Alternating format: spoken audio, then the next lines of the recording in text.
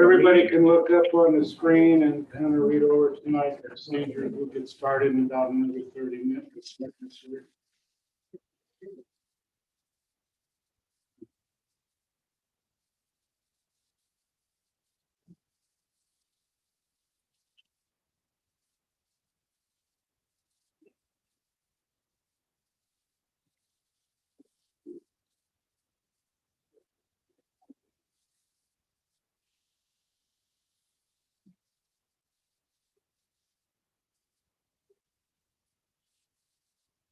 Okay, I'd like to welcome everybody to tonight's Planning and Zoning Commission meeting located in 1500 Highway 2, Sand Plain, Idaho.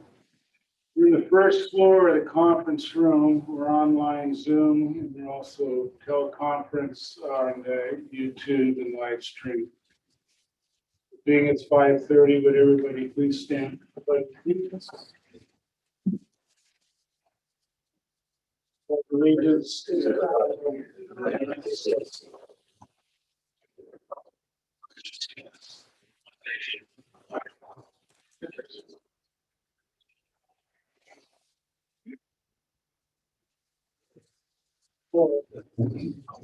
Got a couple of housekeeping items we need to do first here. Can I have a roll call of the quorum, please, from my left?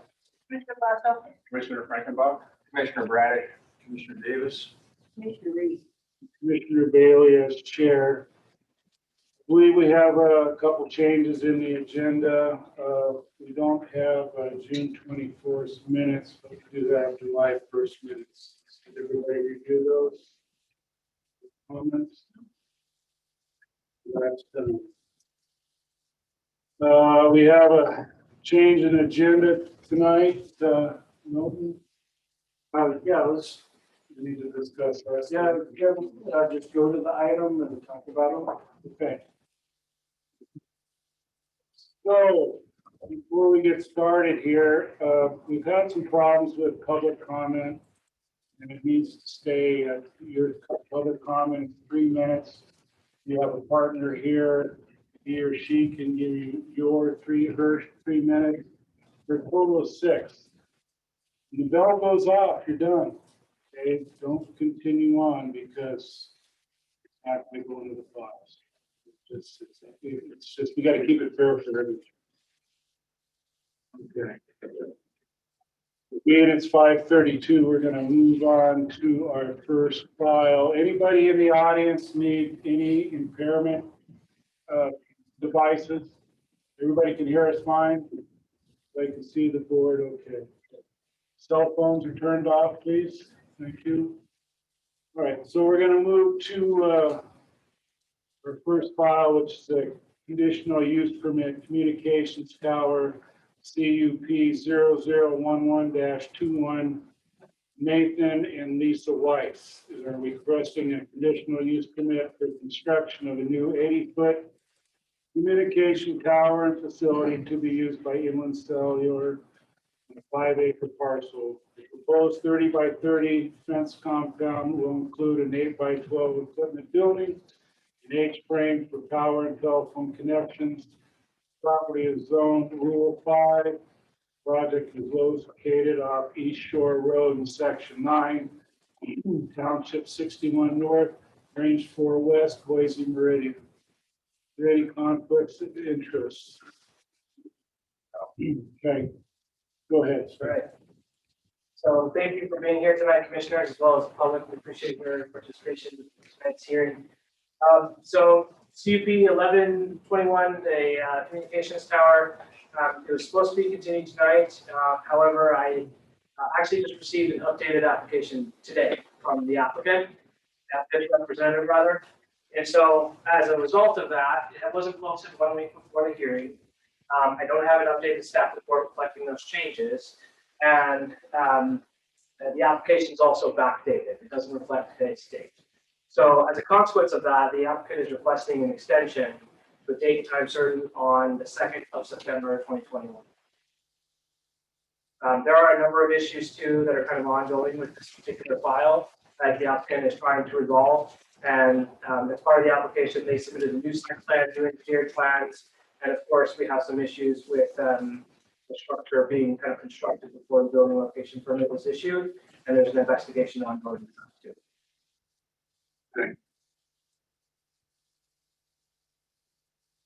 We don't even need a motion. So we'll need a motion. We'll have to have the vote.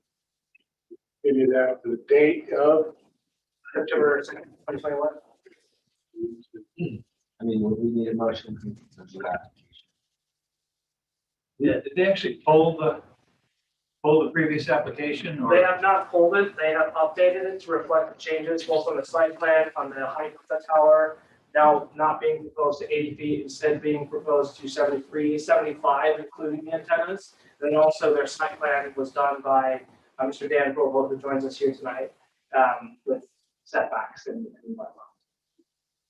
Okay, so it is the same file, so it would be just.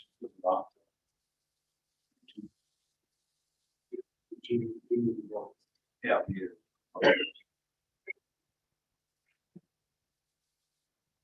Commissioner Bradish, I moved to building file to September 2nd. So that's perfect. Commissioner Bradish has made a motion to continue file CUP 0011-21 communication tower, Nathan and Lisa White's to September 2nd. There a second? Commissioner Reese, second. Commissioner Reed with a second. Any discussion? Hearing none, all in favor say aye. Aye. Opposed? Carries.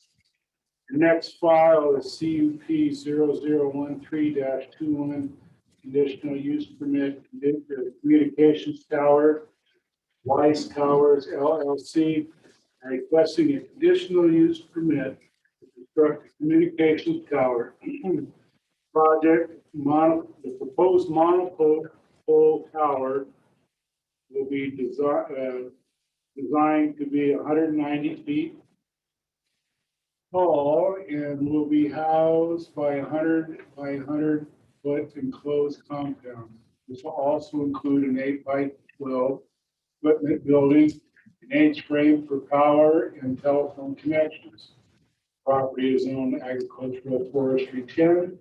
Project is located off Mud Gulch Road and Paloma Lane in section 16, township 58 north, range 4 west, Boise Meridian. Any conflicts of interest? Gentlemen, is there? No, unfortunately, this one, we're running into the same circumstance. I do not have an updated site plan reflecting the tower moving northward. And so as a result of that, the applicant is also requesting an extension to the 2nd of September 2021. I do have some updates about the easement, but it would probably be better to discuss them at that point in time. Correct. Okay, so we'll entertain a motion to continue the file in 9-2. This is Commissioner Frankenbach. I move that we continue this file on September 2nd, 5:30 in this room. Commissioner Frankenbaugh has made a motion to continue CUP 0013-21 conditional use permit communications tower, Weiss Towers LLC. Is there a second? Davis will second that motion. Commissioner Davis with the second. Any discussion? Hearing none, all in favor say aye. Aye. Opposed? Motion carries.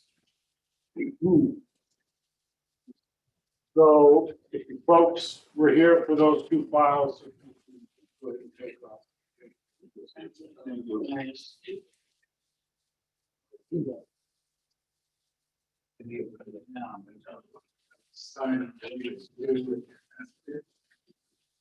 Okay, so our next file is zone change 0024-21, zone change Rule 10, Rule 5. Jeffrey Ike is requesting a zone change from Rule 10 to Rule 5. Comprehensive plan designation is rural residential. 10-acre parcel is located off Westman Road in section 34, township 56 north, Range 2 West, Boise Meridian. Any conflict of interest? Hearing none, would staff present the file, please? Thank you. Chad James, for the record. We're here to discuss a zone change from rural 10 acre to rural 5 acre off Westman Road in section 34, township north, range 2 West, Boise Meridian. This was the site plan that the applicant had submitted, showing the location of the property. It's a bit difficult to see here, so I'll just kind of point it out. It's this parcel right here, 10 acre parcel.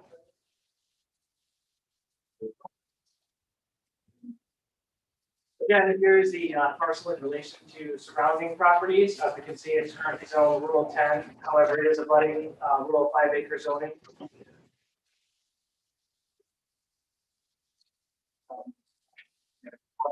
Well, that is a 10 acre parcel. It's currently in the rural residential comprehensive land use plan. Accessed by the Westman Drive, a county owned and maintained road. There are no map slopes on the site. There is some wetland present on the site. Doesn't contain waterfront. There is a stream system too, an intermittent stream system that runs through kind of the southeast quarter of the property. We'll see that too in a moment. The soils are kind of mixed between prime farmland and not prime farmland. One is poorly drained and drained. The other one's low drained, it's not prime farmland. Served by an individual well, drain field, it's in the Selkirk Fire District. Northern Light Power and Honor School District 34. Floodplain manager Jason Johnson reviewed the file and found that it's located within Zone X, so no further floodplain review was required for the proposal. We're not looking at building, we're just looking at drawing. When I did the site postings, I tried to take some photos from the street, and this is from Westman Drive. Probably not the greatest photos that show the property, but as we'll see in the aerial view, there are kind of a heavy presence of canopy cover on the western side of the property, and the rest is pretty clear and flat. So again, you can kind of see that's why I took the photo from the western side. There's canopy cover, of course, and then there's an easement that kind of runs through the northeast property there, and then we have some presence of wetlands in the property as well. But I just kind of took a quick measurement to see, okay, how much of this property is actually in the wetlands, and it's 36%. So the majority is not within the wetland. Here you can see the soils. A bit difficult to see, but 10 corresponds to Beaufort silt loam, which is not farmland, and the number 15 corresponds to Lulu silt loam, which is purple there we can see, and that is part of farmland. And so I just kind of took a measurement of that too, right? What are we looking at for soil dimensions here, right? So we're at 68% for the soil that's characterized as non-prime populated. So these are the standards we use to review the file. We routed it for agency comment on the 15th of June. We did receive, I stand corrected with this PowerPoint slide, I apologize. We got it like the day before the staff report was due, and it's in the staff report from us. We did not receive any public comments, but we did receive some agency comments. Department of Environmental Quality commented. DEQ has no environmental impact comments at this stage of the project. We received quite an extensive comment from Idaho Department of Fish and Game. And I'll just kind of highlight the part of the letter that I think is most important for the case. The area surrounding the applicant's property has lots ranging from 2 to 3 acres. The property in question borders Westman Creek in the small area of the southeast corner of the property and contains a portion of 207.44 acres freshwater virgin wetland mapped by the wetland mapper. And I think that's looking at the larger area. This 10 acres. We're not looking at 2 acres. Westman Creek is a small tributary to Oklahoma Creek with a mean annual flow of 2.86 CFS. I'm sorry, I don't know what that abbreviates. According to the USGS stream stat statistics, it originates in a small pond surrounded by wetlands. and flows to the lake. The wetlands to the south of the pond are within the portion of the Pend Oreille Wildlife Management Area and are managed by Idaho Department of Fish and Game. It is unknown if the stream is fish bearing, but may be used seasonally in the lower reaches for spawning. Section 4.2 of the Natural Resources section of the Bonner County Comprehensive Plan states that impacts to fisheries from development are typically associated with the floodplains, riparian areas, and stream banks, which in turn affect stream channel stability, shade cover, and other features that create fish habitat. We recommend that any future building plans follow all local and federal guidelines on stream and wetland setbacks to protect both the Westman Creek and the wetlands on the property. Small streams, especially those belonging to wetlands, are valuable habitat for many species in Idaho.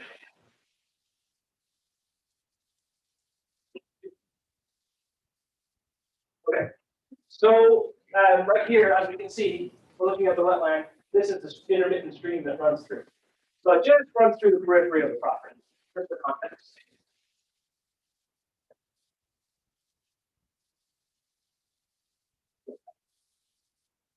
So we're in the rural residential comprehensive land use plan, as we kind of discussed before. It recognizes places where urban services are not available. Slopes may vary up to 30%.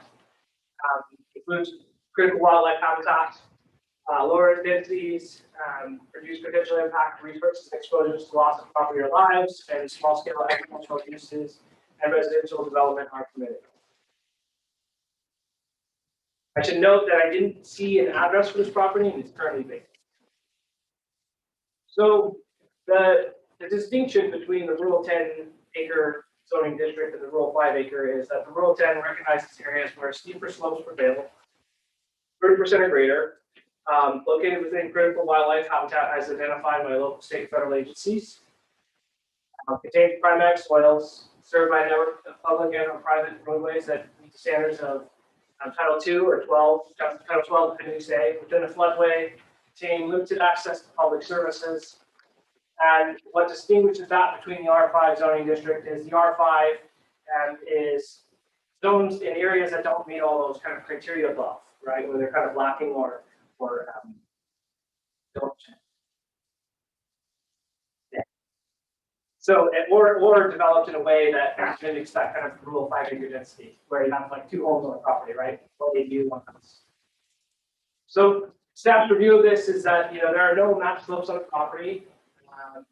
Steeper slopes don't prevail, generally speaking. It's not within a floodway.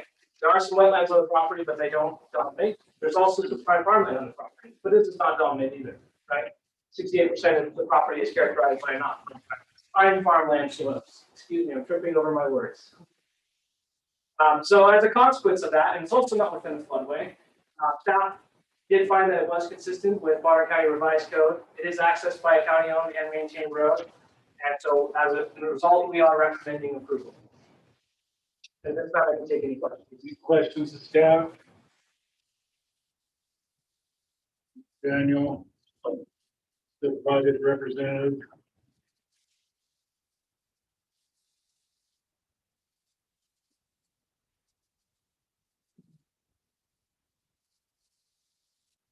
Dan Bogle, project representative, project surveyor. I'd like to go ahead and submit density style map taken off GIS site. Show the surrounding. You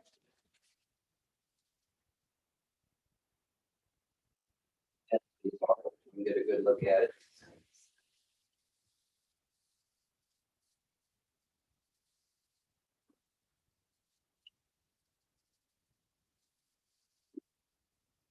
All of the red dots are 5 acres or less in size, each of those parcels. You see they surround the area pretty heavily.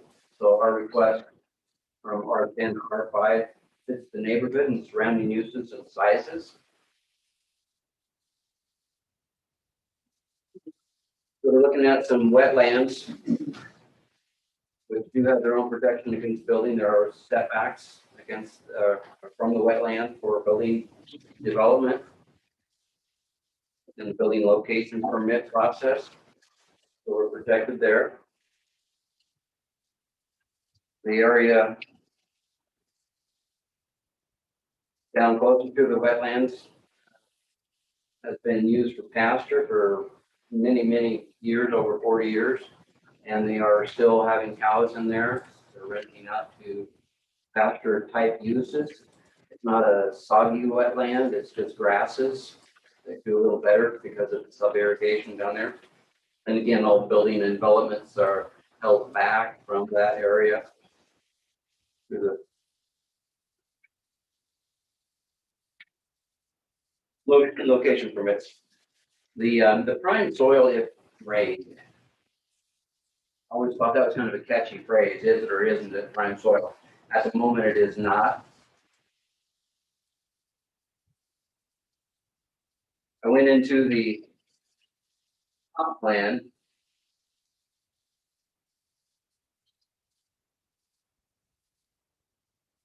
Did a search in the natural resources component of the Bonner County Comprehensive Plan.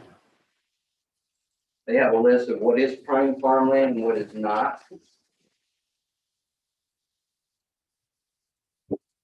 And on the not prime farmland list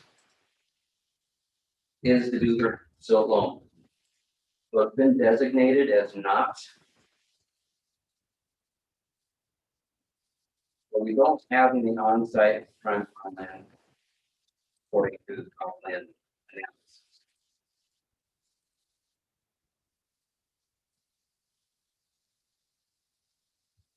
And so as it went down also through the list of what works best, R10 for that area or R5, it doesn't hit the R10s very well at all, but the R5s, it fits very well. If you have any questions, I can answer them. Questions of the project?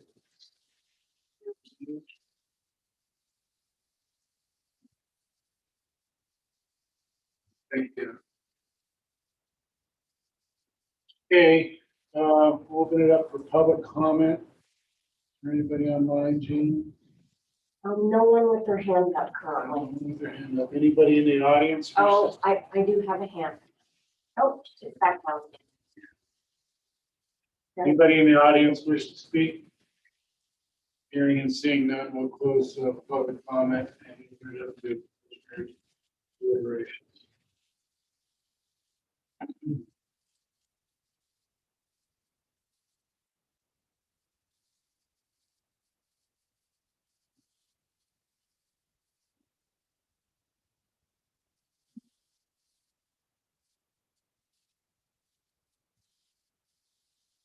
Concern was well,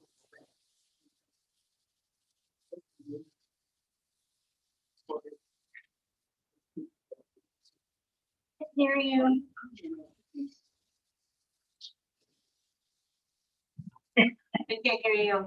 Sorry. I'm sorry, no, I would just say my concern is the wetlands and the comments the fishing game. Right, the Fish and Wildlife made on that and the further splitting of the sites around. There are some 5-acre sites. Rural 10 is across the road from this property. The R10 and then this one. They've already separated it and sold off some 5-acre sites. But that's my concern. I believe fishing game said it was, they didn't even know if there was fish even in that stream, and since it being intermittent, it would be highly likely. Things from seasonal. But what I find interesting, the interesting cut up of this particular area. The first thing that came to mind is possibly if they had anything to do with the 2008, how they made the cuts, and we probably don't have that. But this weird dog leg attached to it is a 5 in fact, and the two touching it are 5s as well. Heavily embedded 5s around them. Yeah.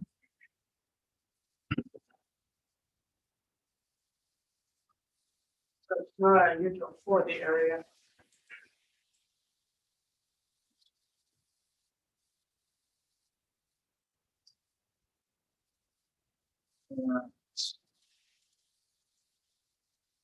This whole system coming from, you look up there, just north of Western Road is that body of water. And there's a creek coming into it further up the drainage to the northeast. The whole thing drains down essentially into Copal Lake. When ITD did the very extensive environmental impact statement for expansion of 95 back in 2004, Westman Creek was looked at because the whole thing all the way down to the highway is wetlands and stream.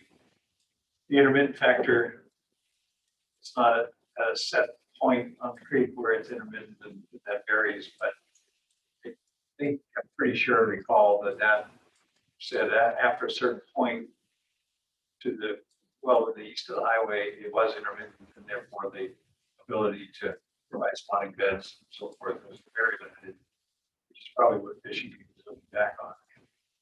So it's valuable. It's their recommendation was just building to follow the setbacks. That seems very reasonable. And yeah, oh, well, so that has to take care of itself later on through the Land Division and public education. Yeah, that being grazed for so long, you know, as creeks get grazed, the cows knock down the banks and the creek becomes more and more shallow, shorter. Makes it more. Channelized. Maybe one time the creek was channelized, but certainly doesn't have a very meandering course that plotted, so it probably was channelized by the farmers eons ago, as many in the Copal drainage were. To the point of other members of this family at the place, I was told by one that they talked about back in 1952 dynamiting a quarter of a mile of Copal Creek so it would flow straight. Okay, so done in the old days. There are some stories like that. Oh yeah, there's lots of them. Yes, there are. But anyway, that's irrelevant for this. I think that the follow-up process would adequately cover a lot that had a lot of wetlands on it, and where the building would appear, even from just where the soil lines are, that there's adequate figuring what a dividing line would be between two lots. Subdivision here, that is all changed. Seems to be order of things. So,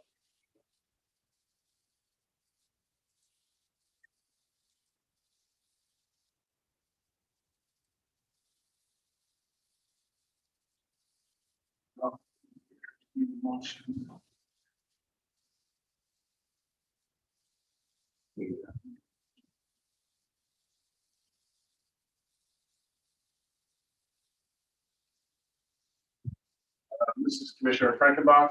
I move to recommend approval to the Board of County Commissioners on this project, file ZC 0024-21, requesting a zone change from rural 10 to rural 5, finding that it is in accord with the general and specific objectives of the Bonner County Comprehensive Plan and Bonner County Revised Code as enumerated in the following conclusions of law based upon the evidence submitted up to the time the staff report was prepared and testimony received at this hearing.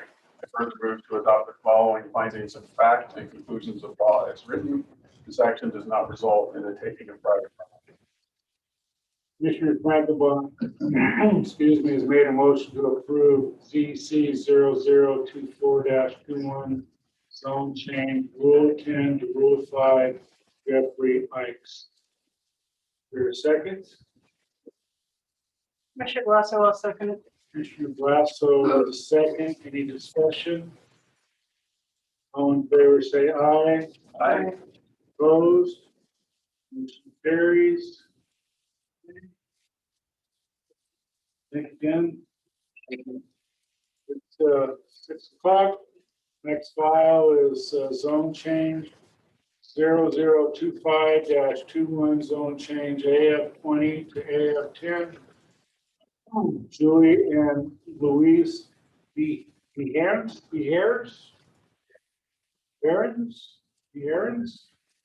is requesting a zone change from Ag Forest 20 to Ag Forest 10. Property is approximately 20 acres. Project is located on Spirit Lake Cutoff Road, Section 10, Township 55 North, Range 4 West, Boise Meridian. Are there any conflicts of interest? Hearing none, would staff present the fund? Commissioners, good evening. Daniel Brick for the record. Applicant is seeking a zone change from Ag Forest 20 to Ag Forest 10 for the purposes of dividing the property into two 10-acre lots. Parcel is located at 53 Hot Rod Lane. There currently is a permitted single-family dwelling on the parcel. The site is mostly flat with a gentle slope to the north. Parcel is currently zoned AF20.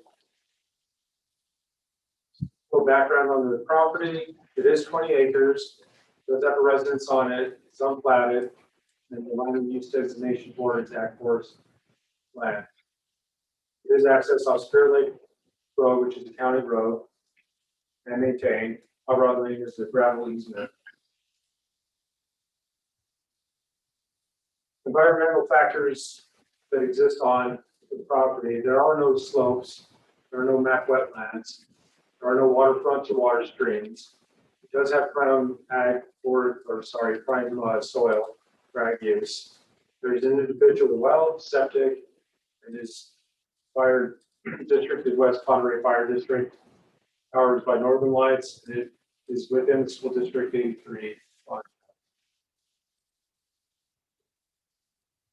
The designation for the comp plan for the Ag Forest designation recognizes where steeper slopes prevail, up to 30% or greater, and transportation is provided by private roads or U.S. Forest Service or state roads. Urban services are not available, and residential development challenges are present due to slow, poor soil conditions, hazardous areas, lack of police or fire services. The parcel currently is in the AF20 zone. The Ag Forest District is established to provide for agricultural and forestry pursuits. Use in the zone is appropriate in areas designated for the comprehensive plan as follows. The F20s in all areas designated as prime ag forest land and comp plan. The AF zone is also appropriate in areas designated as ag forest land and comprehensive plan. It also features prime ag soils, are characterized by agricultural or forest uses. Areas where one or more of the following apply.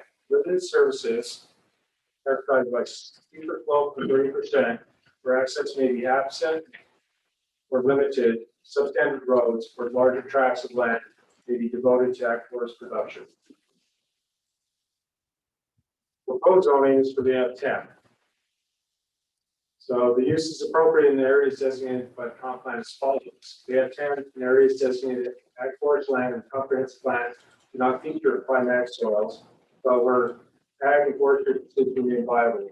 These areas remain within the adjacent areas of city impact where lands are afforded fire protection and access, standard roads, and other services. The property is more appropriate in the absence of steep slopes and the road system is in place, so it's not difficult to access. These are the agencies that are routed on this file. We received comments from DEQ. Has no environmental impact comment on this project at this stage. And Idaho Fish and Game commented no comment. There was no public comment. The function change is consistent with the comp plan for the ag forest land destination. Parcel is accessed by a private road, and the zoning will not negatively impact county roads. Residential neighborhoods will not be impacted negatively as the parcel currently is surrounded by properties that are AF zone.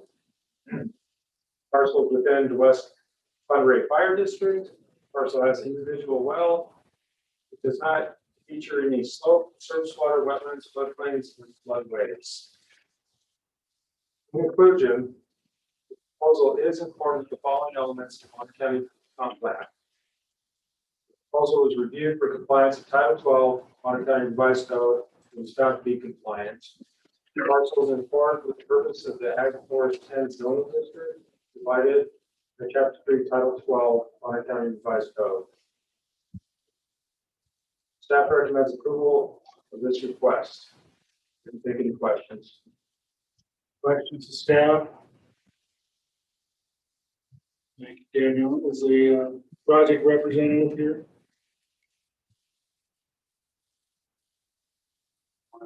Okay. So, are any questions of Daniel at all before we move on? Okay, so we'll close it. Move on to public comment. Is anybody online, Gina? Anybody in the audience wish to speak on this file? Okay, hearing none, we'll close that and we'll move on to commissioners' deliberations.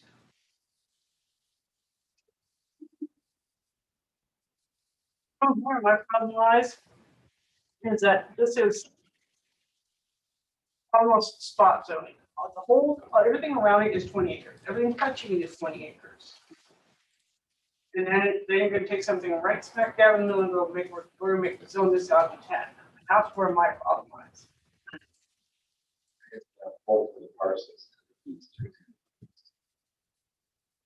So the zone is AF 20. Physically, but there's. So you're changing the zoning. Other parts. Zone AF 20. So, and put up your zones map, please.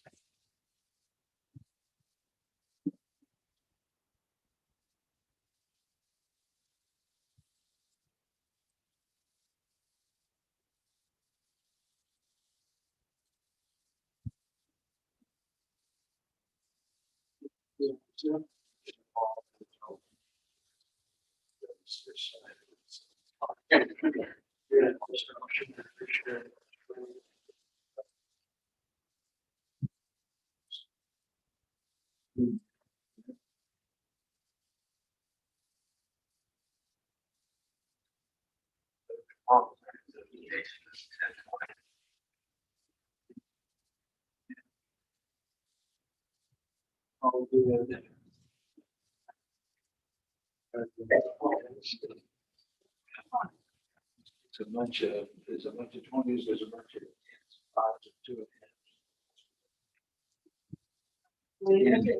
line.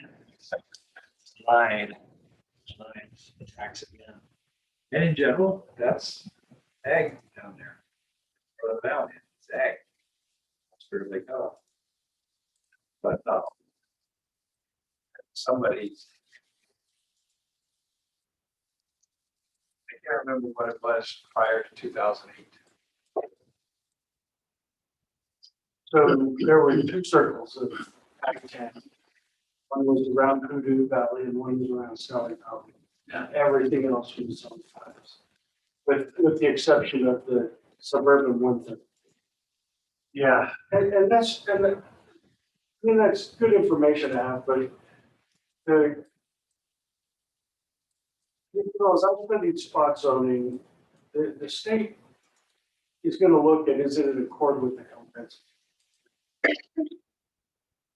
That's what takes care of the spot zoning question, is if it's in accord with the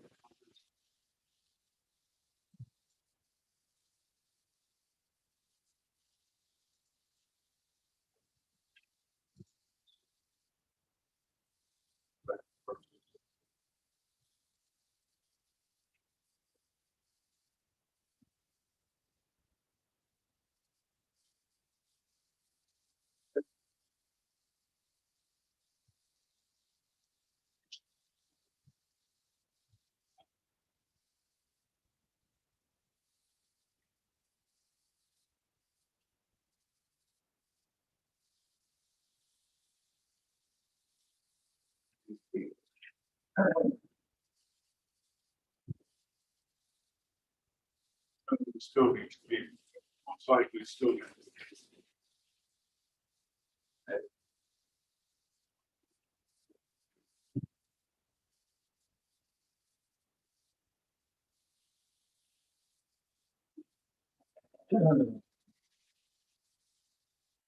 Part of the outside. Outside. There's an acre as is the north side of Floodway.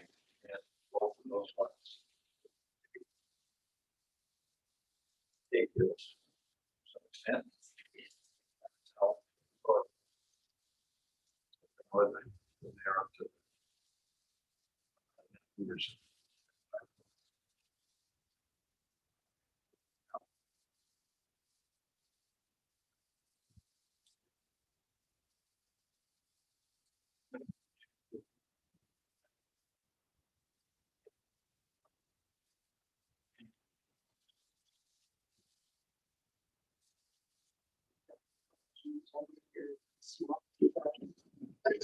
Can I hear you guys down here? There are a lot of, I mean, this area was subject to 5 acre zoning before. The different way the comp plan was described, it was more a general area, not a hard line on the section line, so that led to some of those smaller subdivisions that are up against the hillside and even up into to the east and west and sort of to the north. So at one point it was to do that.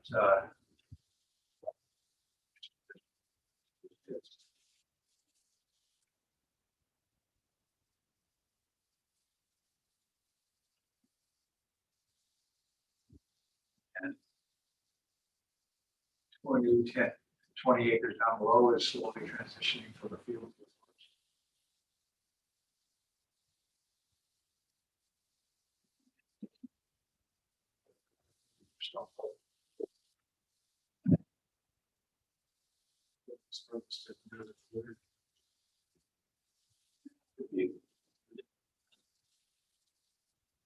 Well, for the most part, it fits the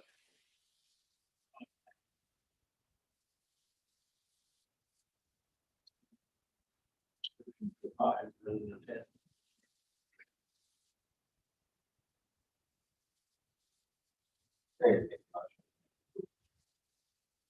Commissioner Bradish, I move to recommend approval to the Board of County Commissioners on this project file BZP 0025-21, requesting a zone change from Ag Forestry 20 to Ag Forestry 10, finding that it is in accord with the general and specific objectives of the Bonner County Comprehensive Plan and Bonner County Revised Code as enumerated in the following conclusions of law. And based upon the evidence submitted up to the time the staff report was prepared and testimony received at this hearing, I further move to adopt the following findings of facts and conclusions of law as written. This action does not result in taking effect. Commissioner Bradish made a motion to approve ZC 0025-21 zone change, Ag Forest 20 to Ag Forest 10. Louise Behrens. Barron. Is there a second? Commissioner Reed, I'll second that. Commissioner Reed, second. Any discussion? All in favor, say aye. Aye. Opposed? No. Motion carries. Okay. 613, our next file is zone change 0026-21, zone change R10 to R5, Evergreen Electric and HVAC Incorporated. Requesting a zone change from R10 to R5 to create 5 acre parcels. The property is approximately 20.7 acres. Project is located off Hunter Road in section 16, township 54 north, range 5 west, Boise Meridian. Any conflicts of interest? Yes, Commissioner Bradish, I work as a forester for the Idaho Department of Land, which borders the property to the north. And ability to make a decision. Thank you for your disclosure. Dan, you ready to present the project? Yes, Commissioner. Thank you, sir. Let's figure it out. Next one is a zone change as well from R10 to an R5. The applicant is proposing a zone change from R10 to R5 for the purpose of dividing property into 5 acre parcels. Parcel is zoned currently at R10 and abuts properties that are currently zoned R5, R10, as well as AF20. Parcel's comprehensive plan designation is rural residential. Parcel is located off Hunter Road in Blanchard. The parcel is generally flat with some timber and is currently vacant. Some background information on the parcel: it is 20 acres. It is zoned R10. This designation is land use as rural residential. Property is accessed off Hunter Road, the gravel road with a 30-foot right of way. The nearest major road, Highway 41, is the state highway. Environmental features on the property does not contain map slopes. There's no wetlands, no waterfronts or streams. It's compliant with FEMA code. Soil is a Rather Bonner ashy silt loam. It's not fine ag. Services that can be provided on there will be an individual well, visual septic. We'll have access by Monterey Fire District. Our company's Inland Power. The school district would be number 83. The comp plan designation for rural residential area provides for residential development in areas where urban services are not available and slopes may vary up to 30%. These areas include hazardous areas of critical wildlife habitats with lower density, reduced potential impacts to resources, and exposure to loss of property or lives. Small-scale ag use and residential developments are permitted in the rural residential zone. Currently, it is, see that outline there, property to the north, currently zoned in the rural 10. We find in the rural 10, there's designated rural residential in the comp plan that need one or more of the following criteria. Characterized by zones, by slopes that are steeper than 30%. This property is not a zero slope. It's located within a critical wildlife habitat and is identified by the federal, state, and local agencies. None of those commented, so we assume that there's not a threat there. It contains prime ag soils, which this parcel does not. It's not served by a network of public roads and private roadways that generally do not meet applicable road standards. The roads that are accessed here do meet those standards. There's no floodway in this parcel. And there is continued access to public services, which is parcel does not have limited access.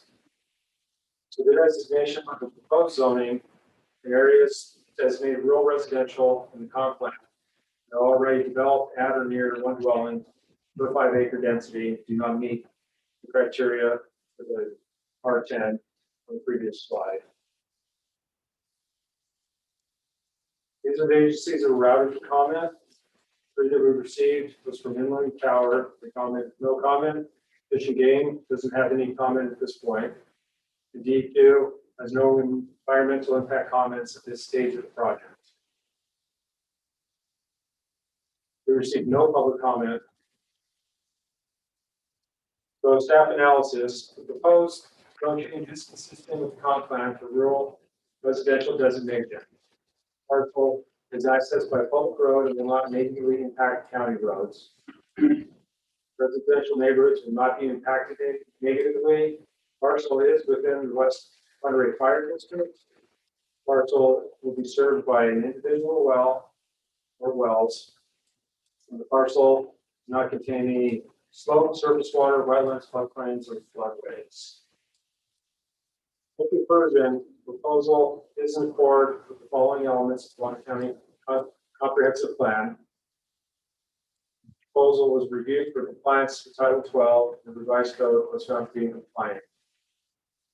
Proposal is in accord with the proposed R5 zoning district provided in Chapter 3, Title 12, Bonner County Revised Code. Staff is recommending a proposal for this request. Take any questions. Question for staff? And is the project representative here? Yeah, go ahead. Like to speak, sir? If somebody had any questions, but Good.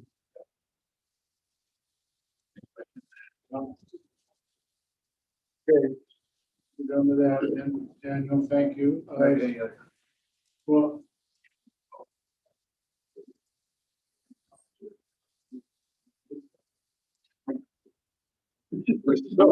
So we'll close that. Is there anybody online, Jeannie? Yeah. Let's take that first. Yeah, I don't have a comment, but Susan Bowman has been trying to have she's had her hand raised throughout this entire meeting and nobody's acknowledged it. So I'm trying it to get someone to recognize her so she can speak. Through all 3 or 4 of the ones that have already gone by, she's had her hand up and nobody's called on her. All right, thank you.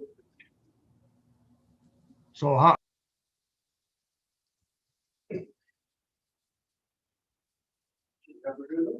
No, she doesn't have her hand up.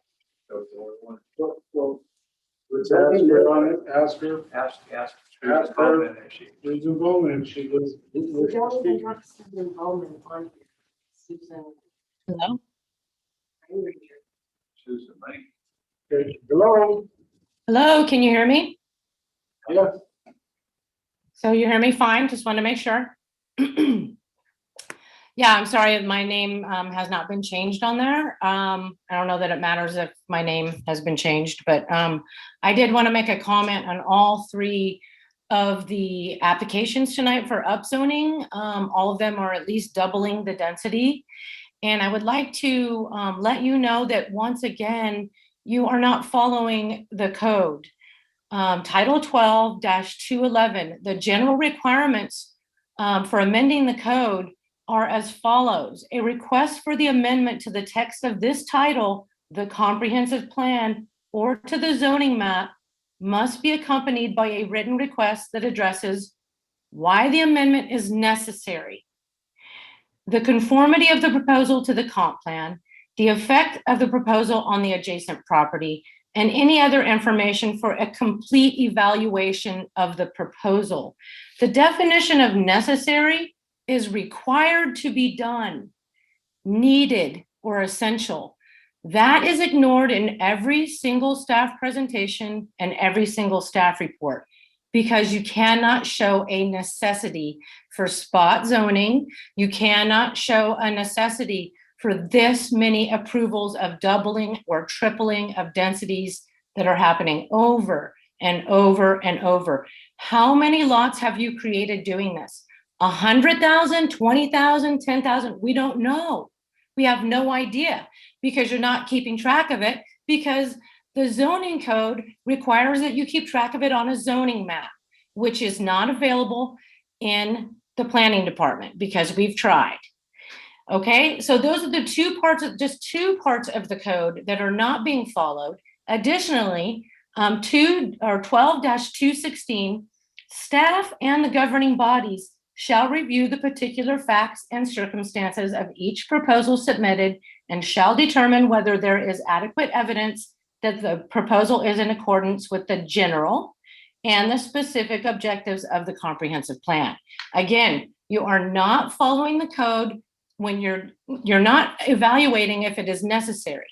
Now, Milton has said that that is in the application.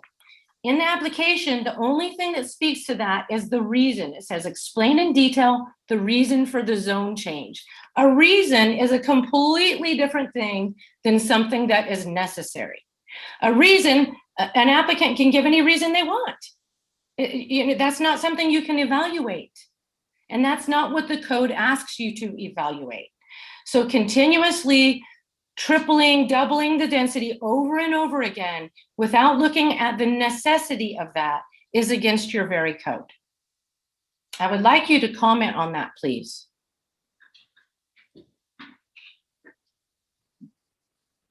And I'm done. thank you. What's next? Okay. Anybody in the audience like to speak? Okay. We'll close it to public hearing and open it up to commissioners' deliberations.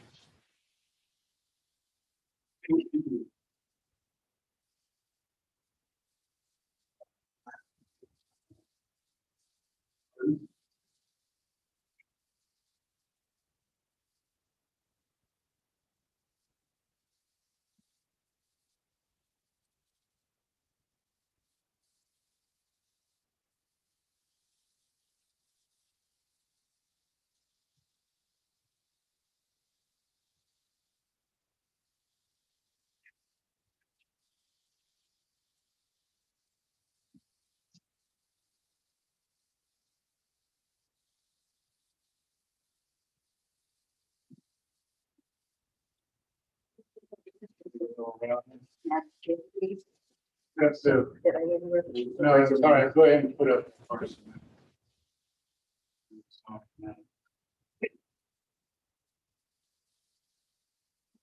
Well, the interpretation. Susan will link to Bonner County GIS. The zoning map is,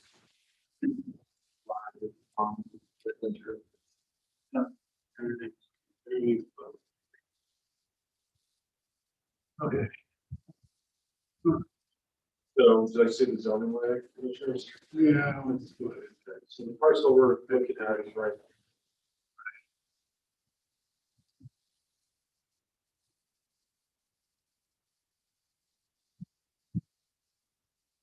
any information on the zone change parcel to the south? Or is that just You click on that. on Campfire Way? So that was changed to ZC 14-20. That was the file number on that one. So that was sometime a year ago. 10 years. 210, I picked the date. So. Okay. So it's-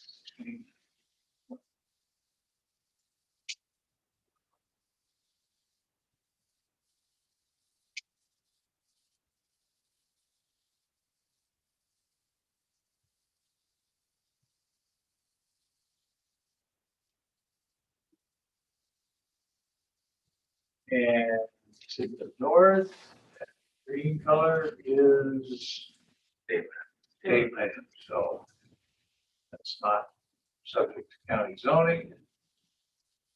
Yellow to the south is suburban. Down along Highway 41. East, west, and south are higher density than what is shown in the dark blue.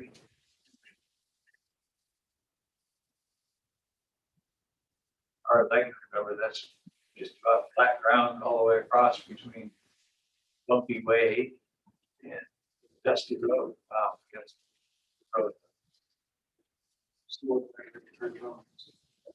Yeah.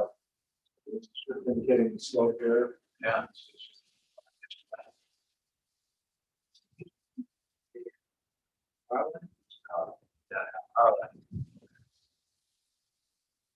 Major trunk line go through there.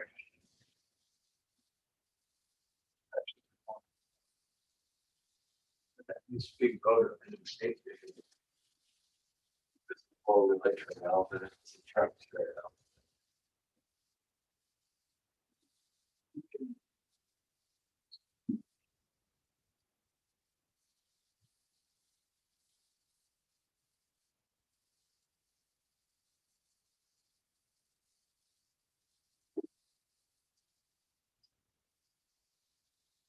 That's got 5 acre lots to the west. Still, it's not that house.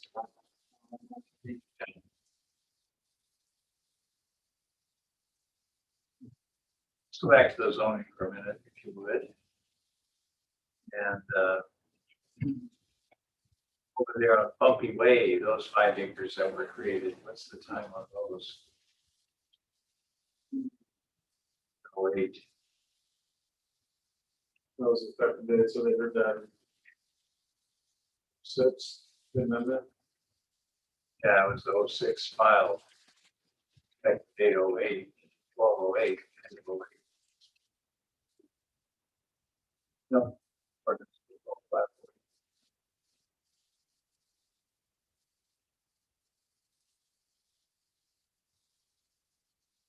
So I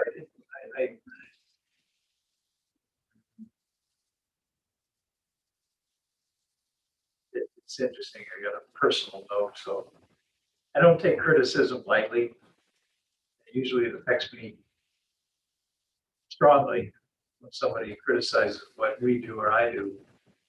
I have a tendency to listen more to what they're saying when they criticize like that. And her basic criticism is that the code talks about proving necessity.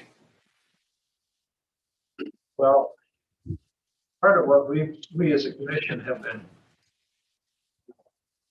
formed our area committees, and this is one of the areas.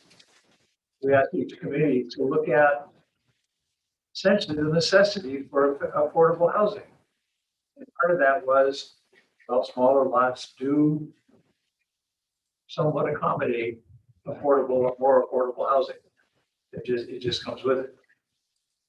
And I know we haven't formalized what the Blanchard Southwest County Committee did, but I'm pretty sure they looked at this area and said that it was a reasonable thing to put in lots.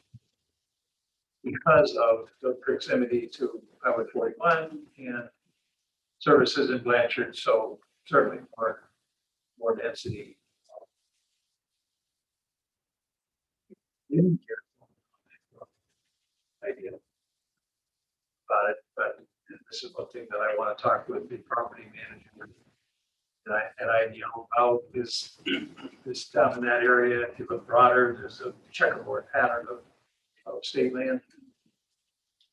And that's just surrounded by private property. And how much of a problem is that? Does Ideal, are they trying to do something about it? Change it in any way, shape, or form? So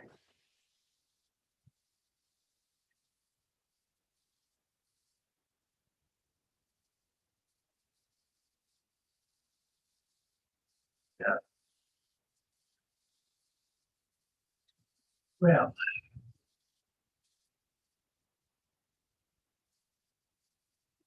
Something you brought to us and we will discuss. right. Was more affordable housing in the area.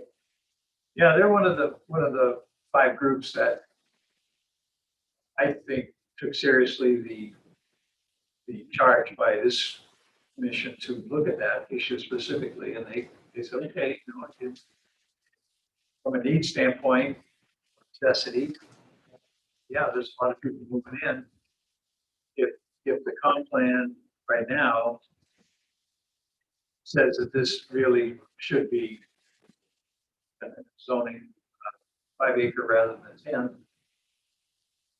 then it's a good fit.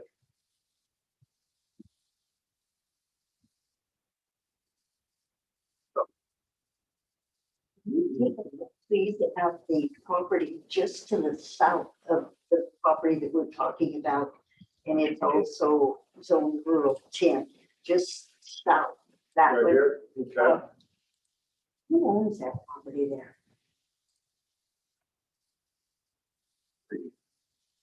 Oh, that's from the forest. That's their, oh yeah, that's forestry. You've got it. Trust. Yeah. The vast acreage is down there. And as you can see, it's stem to stern, covered with trees. You're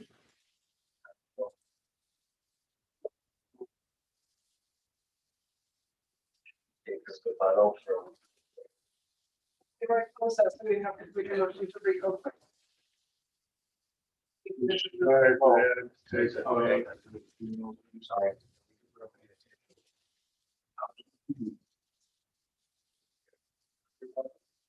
Well, not really, because there was no substantive comment, but if the applicant has something pertinent, make a motion to open it up to applicants.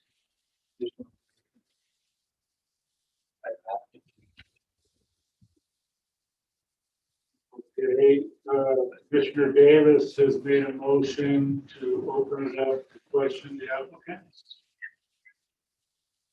And Rice has second that motion.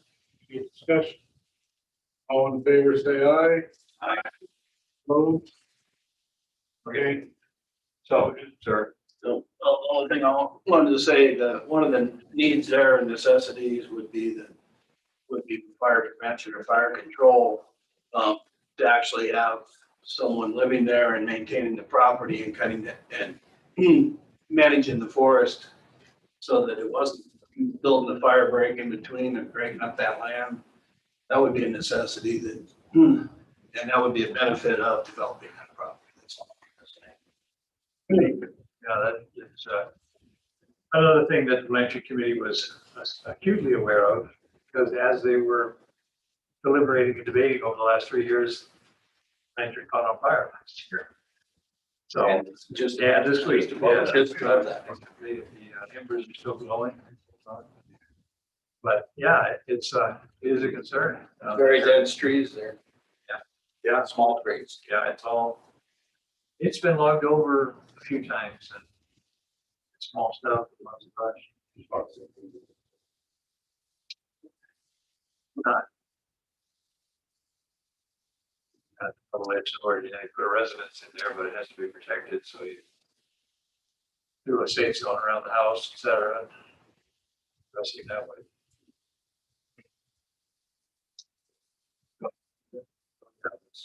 We close the public comment again and.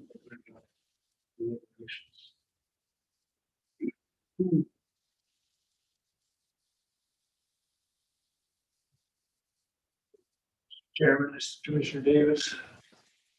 Sir, will now make a motion to move to recommend approval to the Board of County Commissioners on this project file ZC 0026-21, recommending a zone change from rural 10 to rural 5, finding that it is in accord with the general and specific objectives of the Bonner County Comprehensive Plan and the Bonner County Revised Code as enumerated in the following conclusions of law. And based upon the evidence submitted at the time the staff report was prepared and testimony received at this hearing, I further move to adopt the following findings of fact and conclusions of law as written. This action does not result in taking private property. Commissioner Davis has made a motion to approve ZC 002621 zone change R10 to R5 Evergreen Electric and HVAC Incorporated. Is there a second?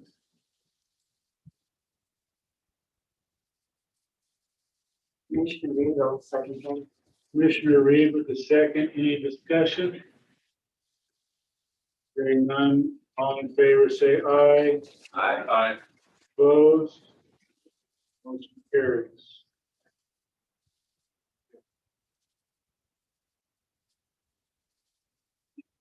Being here, it's 6:38. Our next file is modification of a permit 000421 conditional use permit. Modification bed and breakfast with wedding venue. Margaret Murphy and Dale Paisley are requesting a modification to the conditional use permit file C95311 to add a wedding venue to their existing bed and breakfast establishment. The 20-acre property is zone R10. Project is located off Homestead Road, Homestead Hollow in Section 6, Township 54 North, Range 2 West, Boise Meridian. Any conflicts of interest? Good evening, everyone. I'm Swati, Bonner County Planning Staff. This is a request for a wedding venue, for modification of a conditional use permit to add a wedding venue to the existing wedding breakfast conditional use permit. So the original permit was issued in 2011. It was for a bed and breakfast establishment, and the applicant is now requesting to include a wedding venue for approximately 40 guests. Property is currently developed with a dwelling, a greenhouse, and 2 general purpose buildings. It is unplatted and approximately 20 acres in size. It has access from Homestead Hollow, a 60 feet wide easement. As we can see on this map, the majority of the site is covered in slopes that are between 15 to 29% in grade. There are no mapped wetlands, rivers or streams, no frontage on water bodies. The soil is not prime farmland. It is classified as well drained. Majority of the site is in flood hazard zone X, and it will not require any further floodplain review because the applicant is not requesting to add any structures to the conditional use permit. There were no critical wildlife habitat areas identified on the site as well. Currently, the site is being served by an individual well, individual septic system, Spirit Lake Fire District, Northern Lights Utility Company, and Water School 84, as well as Water Ambulance District. Current zoning on the property is rural 10, and the land use designation is rural residential. This is the original site plan that was submitted by the applicant when they requested a conditional use permit for a bed and breakfast establishment in 2011. And since the applicant is not requesting to add any more structures to the property, they have not submitted a new site plan. So this is why we are displaying the old site plan. These were the agencies that were notified of this case on June 15, 2021. We received a comment from Idaho Department of Environmental Quality where they say that they don't review projects on a case-by-case basis, and if the applicant has any questions, they should review their environmental guide for assistance. Panhandle Health District say that they originally issued a permit for the bed and breakfast establishment for a 5-bedroom dwelling unit. And if the applicant wants to modify the conditional use permit to have a wedding venue with it, they should contact PhD again to for reassessment of their septic permit. We received a few public comments on the file. Most of them they had concerns about safety, property, noise. One of the applicants, two of the applicants say that the modification be granted only to the current owners. They had concerns regarding privacy, road maintenance, dust, traffic, ingress, egress from the proposed wedding venue location, concerns about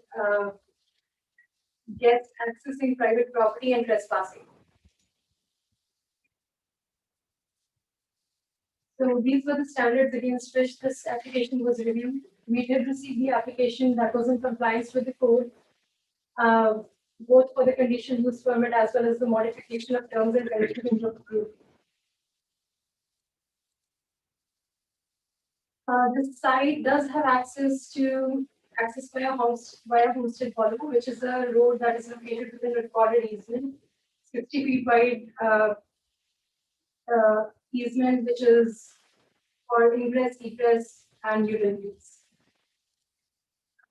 As for the performance standards for all users, the applicant says that the size of the property as well as the topography provides adequate buffer from any neighboring residential developments, and the nearest home is approximately 1 mile away from the property. The parking standards for this conditional use permit will be calculated according to these standards. The minimum requirement will be 1 space per 100 square feet of gross floor area of the chapel, because that is where the applicant would be conducting their wedding. And the other condition would be to have the parking within 500 feet of the principal use. That is again the chapel for the property. Since the applicant is not requesting to build any new structures, if in future they were to build new structures, it would have to meet all of these requirements: the sign standards, the design standards, landscaping and screening standards, grading and stormwater management and erosion control standards, flood damage prevention, and hillsides. So the proposal is in accord with the Warner County Comprehensive Plan, Title 12 of the Warner County Revised Code, and it will not create hazard or be dangerous to persons on or adjacent to the property. With that, staff recommends approval of this request, and I can take any questions at this time. Any questions, staff? Thank you. The project representative here for the project owner. Okay, sir. On up. Name and address for the record, please. Okay.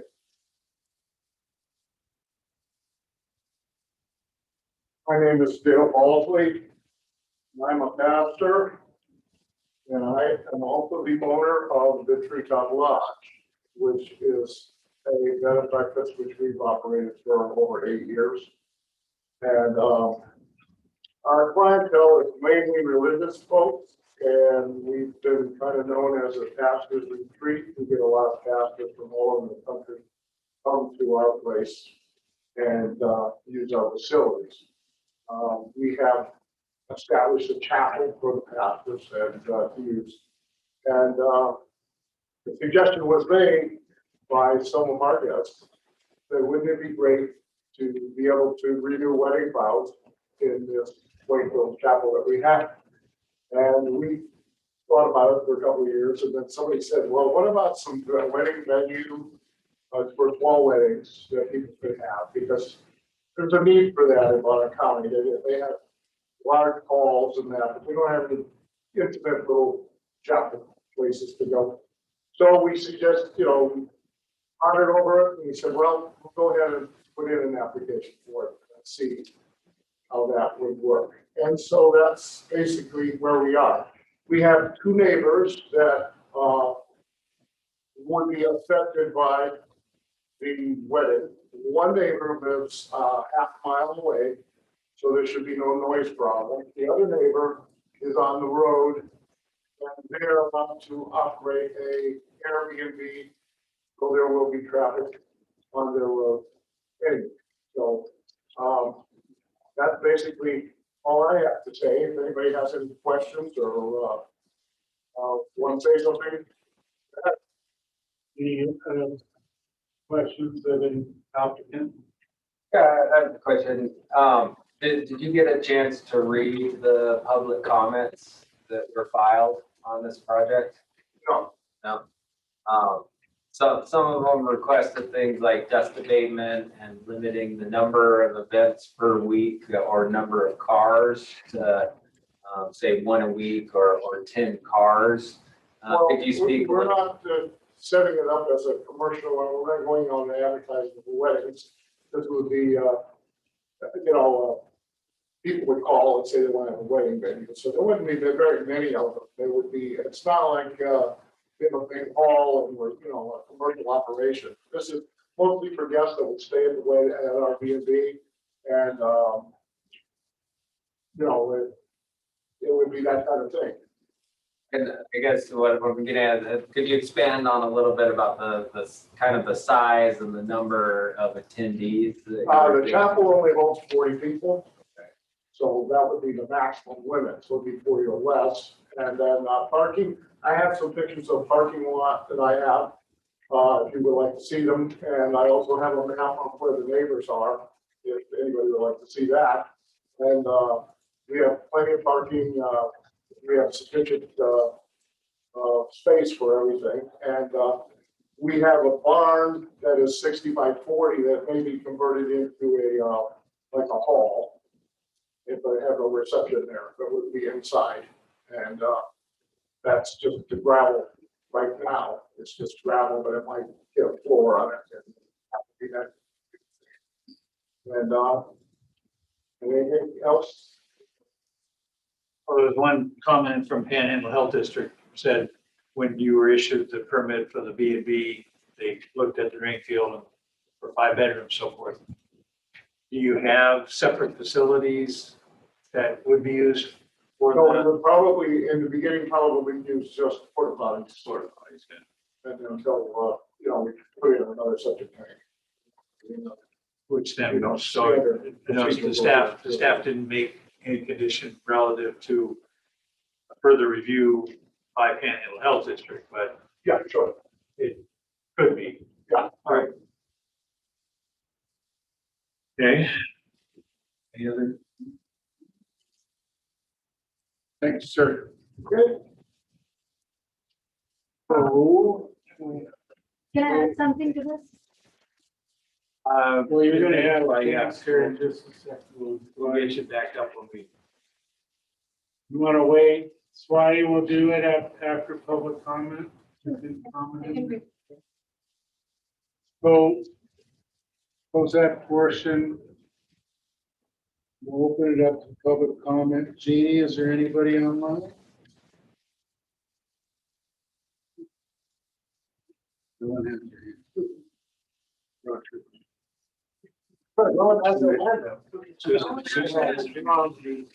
Okay, anybody in the audience wish to comment? I, You may have your name and address for the record. okay. Donna Thomas, 291 Old Homestead Road, Perrywood. And at this point, I am representing Sheila Kilgore. She asked me to represent her and gave me a printed list. So this, my husband is gonna talk about our objection. Okay. Okay. Sheila Kilgore, 330 Homestead Hollow, Perrywood, Idaho. Now, there's a lot, this is a long letter, so I will just read parts of it. And in the recommendation of here, she said the houses were 1 mile away, but they're actually a half a mile. And you can hear sound in the rural areas. We can hear the train from a mile away, so sound does travel. But here, let's see. She said, we live in a rural setting where all of the neighbors value their privacy, peace, and seclusion. And the road leading to the proposed new venue passes through my front yard, approximately 70 feet from my front door. I do have concerns about the general public invading my rural privacy. Also, additional dust from the driveway will be detrimental to the finish on my log home and to my garden. There is an existing road maintenance agreement filed by Bonner County that pertains to the driveway, which would be the ingress and egress for proposed venue. Additional non-residential traffic on the driveway could cause excessive wear and could potentially become a maintenance burden. It's very close to her house, goes right by. Let's see, their property, that's Dale's and Maggie's, is currently offered for sale. And I heartily oppose the modification be allocated to the property, as new owners may not be as neighborly as Dale and Maggie, and they may not understand that we live where we do for our seclusion and privacy. Please consider granting the modification to the conditional use permit with the following stipulations and allocation. Not more than one event to be held per week. And I know that the owner was saying that, well, it's not going to be big and it's not going to be a lot of them. So there shouldn't be any problem with putting the stipulation on if he's not going to do that. So not more than one event, not more than 10 cars allowed per event. And so if you consider the bride and groom and the minister, well, I guess the minister's here, and but caterers or whatever, and all the people coming up, it would probably be a lot of cars if there's room for 40 people in the chapel. Anyway, Sheila Kilgore, since it goes by her house, requests not more than 10 cars allowed per event. No traffic after 10. And she's saying, yes, allocate the wedding venue modification to Dale Balsley and Maggie Murphy, but the property is for sale, and it's and they actually haven't even had customers for the bed and breakfast, according to this neighbor, that they hadn't done it because it's too much trouble. So, okay. Yeah, is there a warning on this? Well, Yeah, it that's- just went on. Just make one last It went on. point. Okay, this letter is submitted. Right. Yeah, we've read it. You already read it. We've already read the letter. Okay, Thank you. you bet. You're welcome. Sure. All right. Dale, I'm glad you've been a good neighbor and that you've kept the easement. This is our thing. It's not yours and Dale's. We'll talk on the phone. Okay, Whatever, so go ahead. If you've got something to say to us. All right. No, I don't. Thank you. I do. I'll take 6 minutes. Oh, you got three, well, No, that other was for Sheila. She has 3 minutes. You have 3 minutes. Okay, There you go. fine. All right. All right, well, we wouldn't mind the conditional use if it's allocated to the owners and not the land, because we believe that they're trying to sell it and it's on the market now. And so the new people might want to build things and have all kinds of things going on. And so even though Dale is saying it's just a small thing, there would be no limit on it without stipulations for a new owner. And since they are wanting to sell it, and it's on the market, and the driveway leading to the proposed new venue trespasses through our property north of the gate. In other words, you go through their gate and the road curves onto our property, not the easement. That's a granted easement. That's a legal problem. Yeah, That's, nothing to But- satisfy us.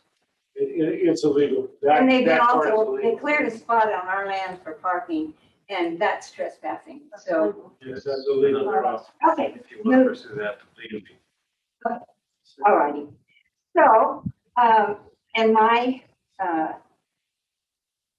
our request would be that, that the, stipulation, the modification be granted, but with the stipulation it's to the owner. Is that legal to do that, the owner instead of the property? We'll So- talk about it. Yeah. Discuss. And, all right, we requested that the driveways be moved off of our property, but that's, you said legal. No more than one per week, like Sheila. No more than 10 cars per event, including counting cars for participants, such as bride and groom, attendants, caterers, and other wedding support. And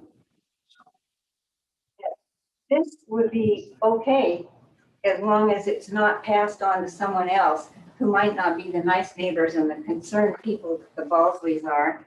And that it's to the owner, not the property, with the stipulation, since he said that it's gonna be small, then it would seem that it would be okay to put stipulations on it if he's okay with that, because he says it's gonna be small. Thank you.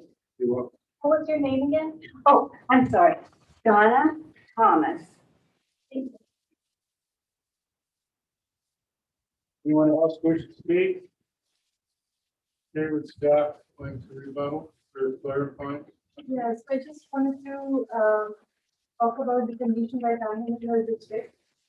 And since we received their comment after the staff report was prepared, I added that condition to the presentation, but it has not been added to the staff report. So the last condition here.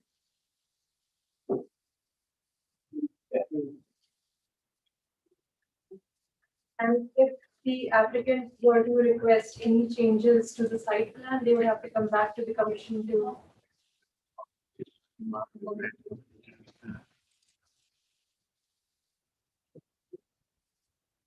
Okay, thank you. So we'll close that, we'll close public comment. You wish to rebuttal, sir?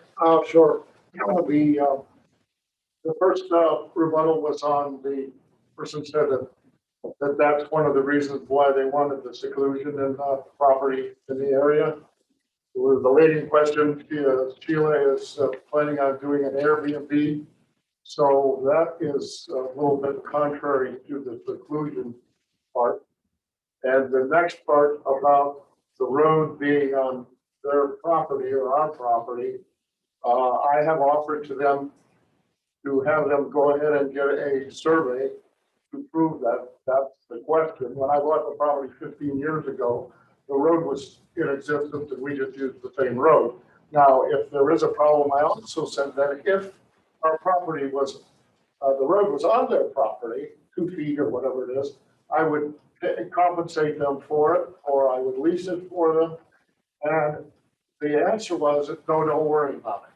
So that is a moot point as far as I That's between you guys. That has no bearing on your decision. So on your discussion, okay, and I think that's all the rebuttal that I have as far as going on.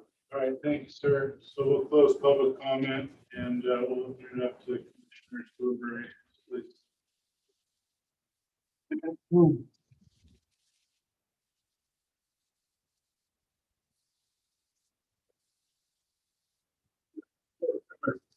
That's the question of Bill or somebody. Yes. Do you have an idea for, if it was 40 people, What would the parking standards require? How many spaces roughly?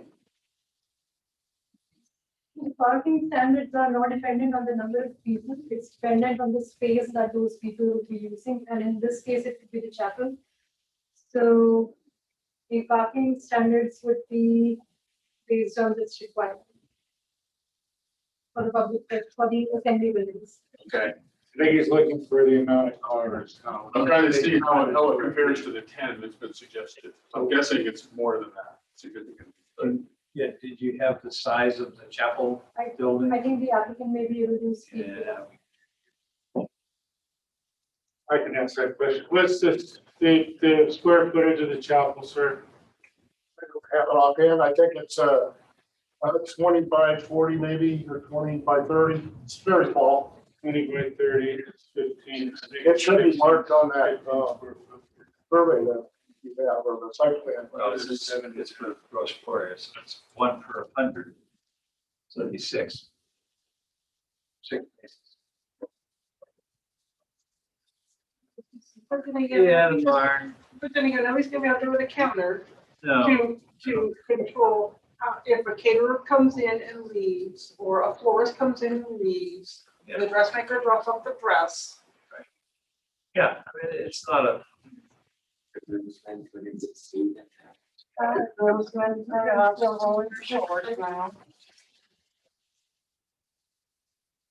even if it was the barn at 2,000 square feet. I have pictures of the parking area if you want to see them. Well, there, it's indicated on the site plan, but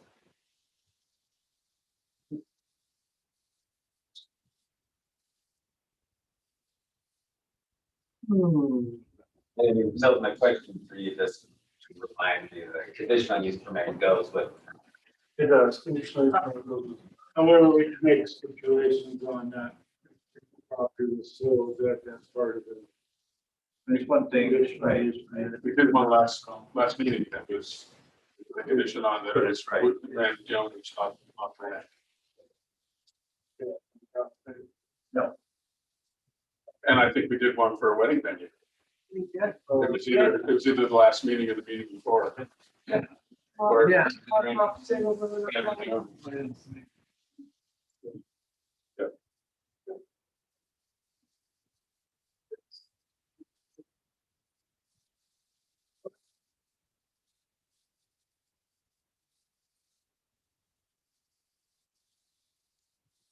Can we get an aerial view of that property and so we can take a look at that, so we'll look at that. Well, one more thing. We have to open it up to.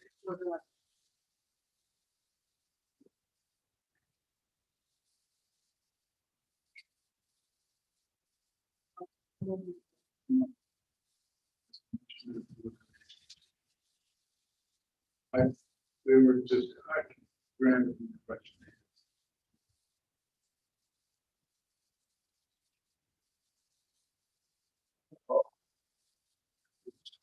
Down just a little bit closer. Well, Homestead Hollow is a public non-maintained road, is that what it is? I just think it's a 60 Homestead foot. Hollow is a public non-maintained road, is that what it is? Gravel road? It's a private road. It is a private road. It's private. Private easement just has to be 60 feet.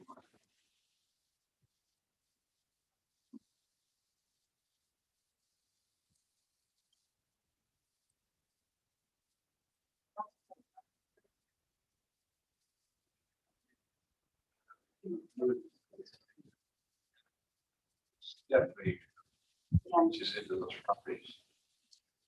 The lady who said from, it's about 70 feet from the road. I think that's from down Homestead Hollow before you get up to that property. Right, that cleared spot. Yeah, right after the signs. Yeah. It looks like that's where the road was close, only place I saw where, yeah. So, but it's been there, it's been in use. The record from the older conditional use permit of that condition. The road went in front of that house at the time that the conditional use permit was granted.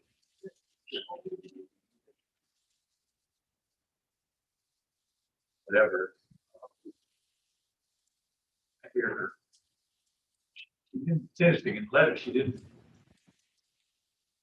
She alluded to additional future problems, she didn't say it's been a problem. I read it. Yeah, it's all of a sudden it's gonna be a lot more cars, which is more than.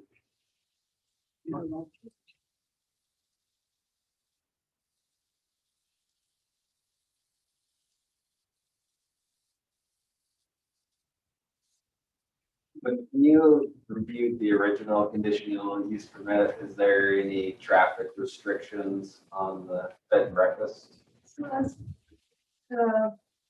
because of the code, we are not supposed to review the additional conditions, so we are only supposed to review the ones.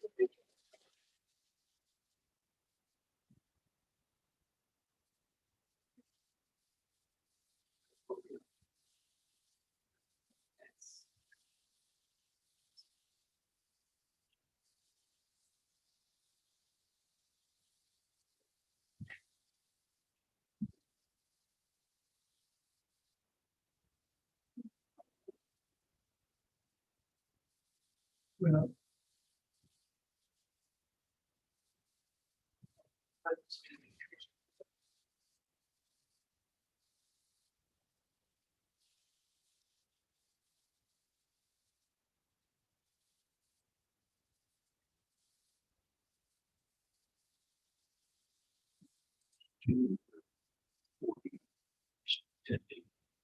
Limitation, right?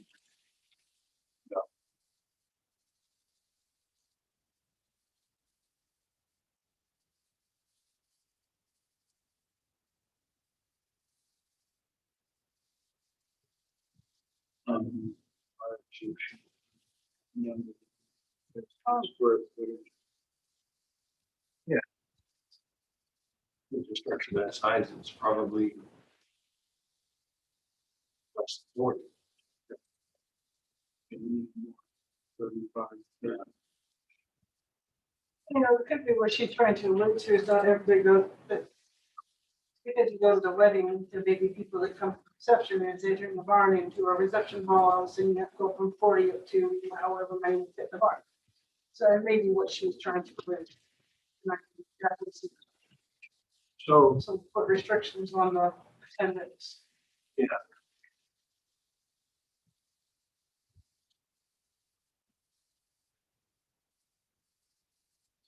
This issue of the barn potentially be using as a reception, used as a reception hall, wasn't part of the application, the modification application, correct?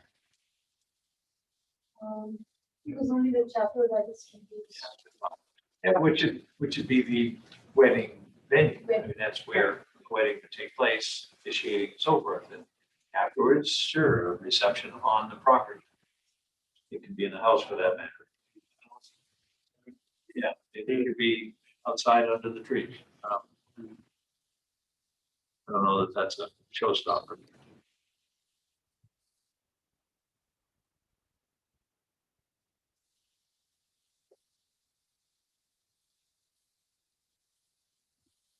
And since there is a road maintenance agreement, again, that's a matter among the parties to the agreement.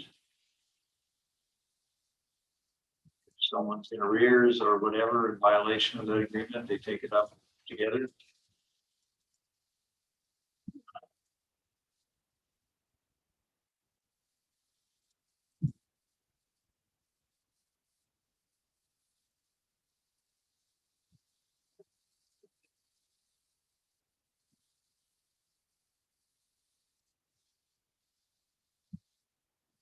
I can agree since we have done the conditions in on prior in regards to going with the owners and not with the land. I think maybe definitely a good there. No.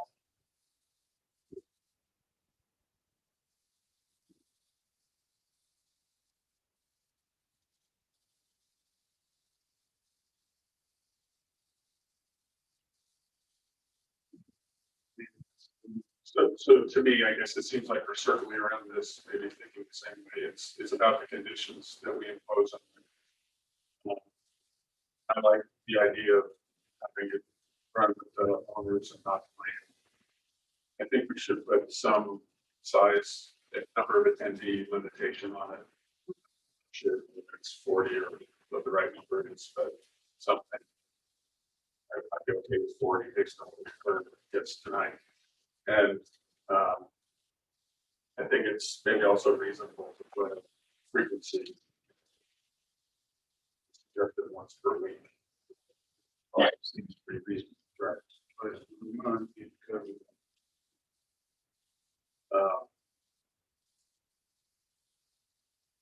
not sure if there's, if you feel like there are others.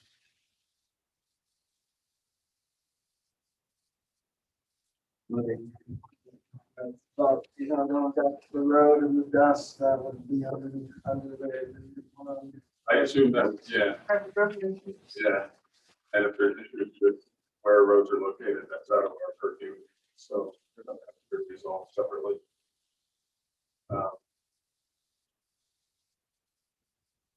So the fire code says 15 square feet per foot, so that's 600 square foot for the chop. I think that's pretty close.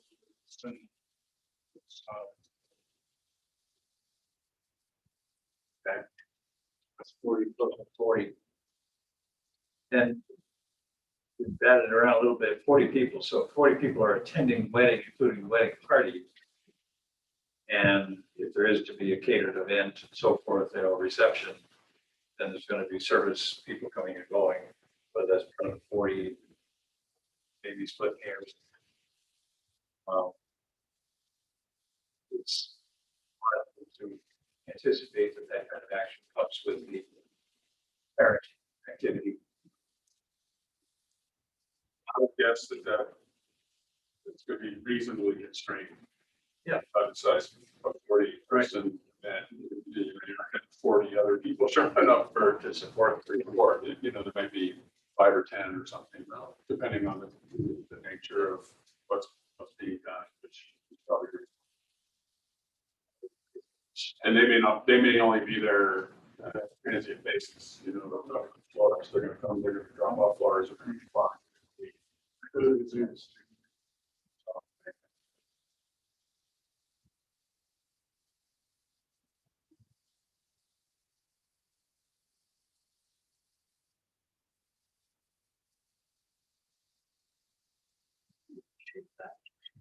I'll try that.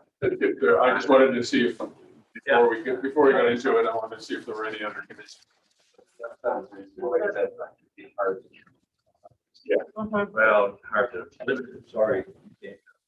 So the way I think about it, yes, it's hard to enforce, but on the other hand, if it becomes a problem, there's a standard that people can measure against and try to address. So this is Commissioner Frankenbach. I move to approve this project file MOD 0004-21, requesting a modification of conditional use permit C953-11, previously approved for a bed and breakfast establishment in 2011, to now including a wedding venue for a gathering of no more than 40 guests on an unplatted parcel approximately 20 acres in size and zone rural 10 district, finding that it is in accord with the general and specific objectives of the Bonner County Comprehensive Plan and Bonner County Revised Code as enumerated in the following conclusions of law, and based upon the evidence submitted up to the time the staff report was prepared and testimony received at this hearing. Further move to adopt the following findings of fact and conclusions of law as amended. So I would add to the conditions A9. Oh, you're right. We scroll to the. So I'm including your A9 about Panhandle Health. A10, that this conditional use permit would I don't know what the right term is, expire if the property is sold.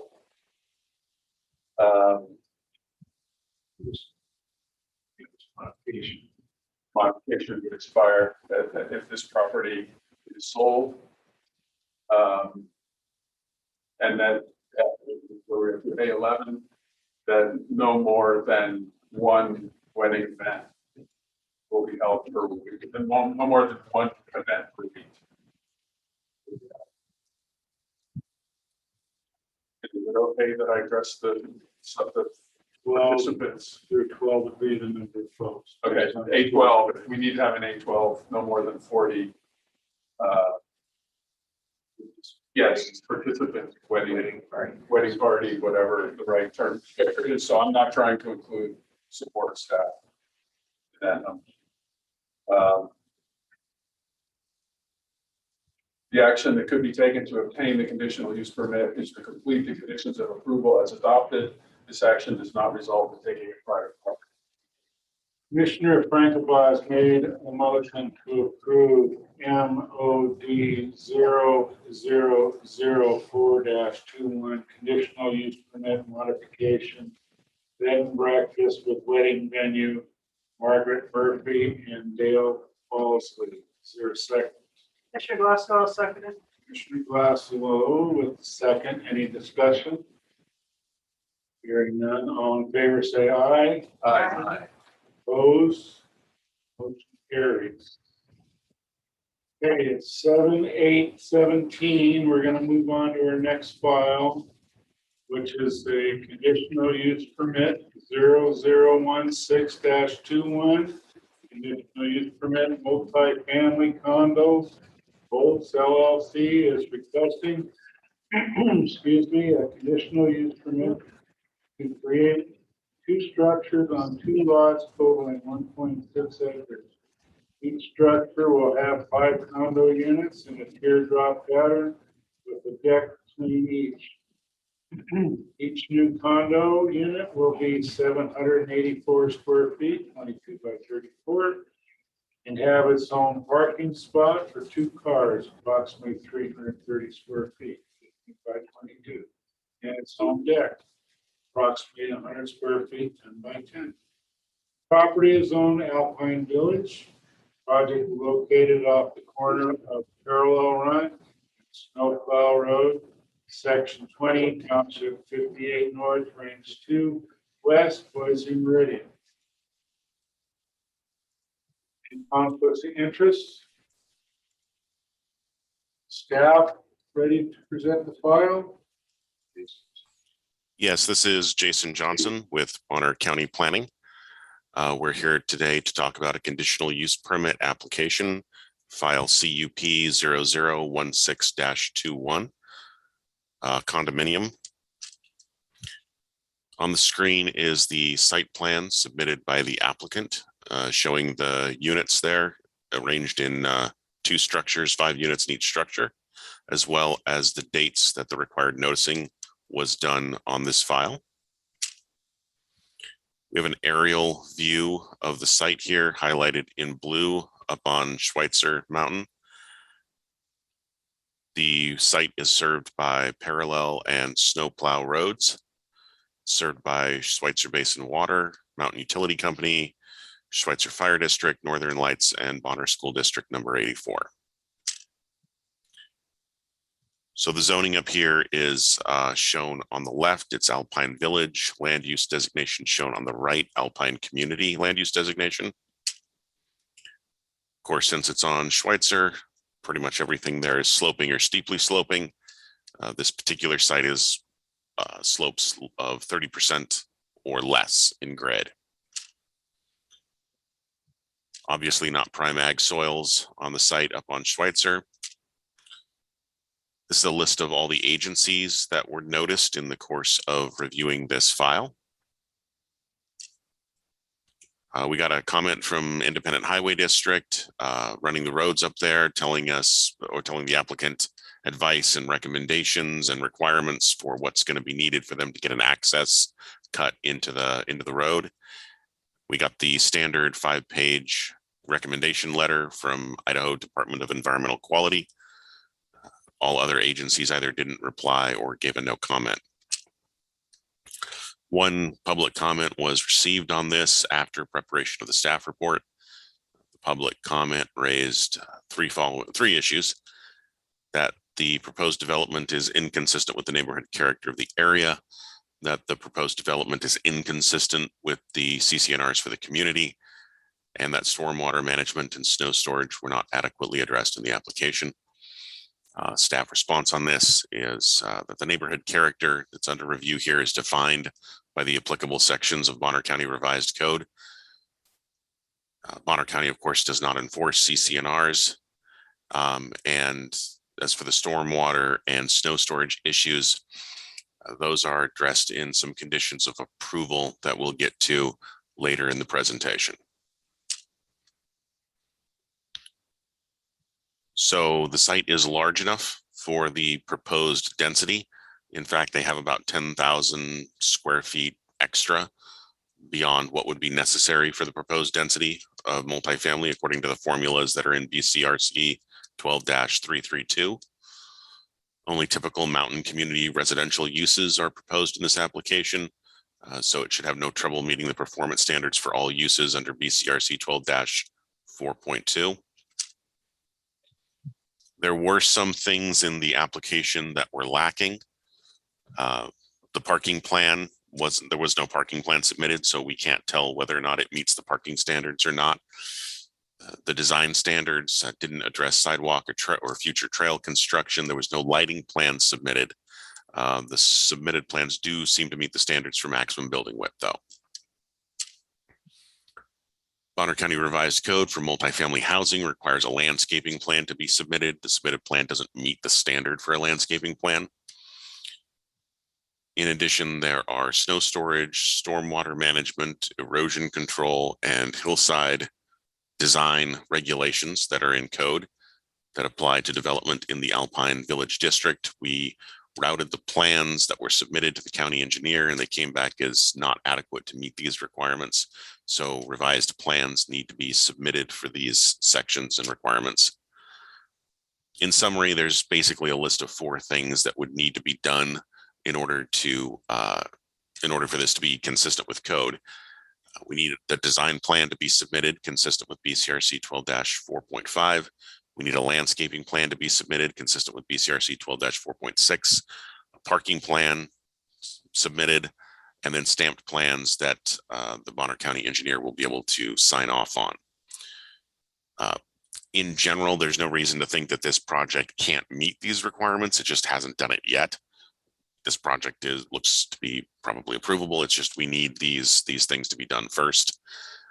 In addition, I would like to call out the code section for the parking requirements, BCRC 12-471D.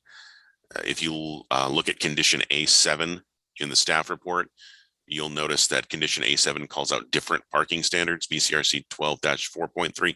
Those are the standard parking standards that we would be using if it was elsewhere in the county, but Alpine Village has its own specific parking standards at BCRC 12-471.D. So I just wanted to call that to everyone's attention. We need to enforce the Alpine Village parking standards. Just to make everything clear, these are the conditions that are in the staff report verbatim, with one exception. I changed condition A7 in the presentation here to the Alpine Village parking standards. These are the standard conditional use permit conditions that we would see on any other conditional use permit.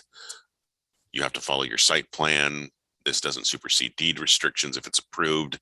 County setbacks have to be met. The standard condition for expiration on the conditional use permit, the standard condition for erosion control measures, the standard condition for needing an address, and then the specific conditions that were added in A7, A8, A9, and A10 to address the 4 bullet points that were on the previous slide there for plans that just need to be completed, turned in, and just be reviewed to be compliant with code.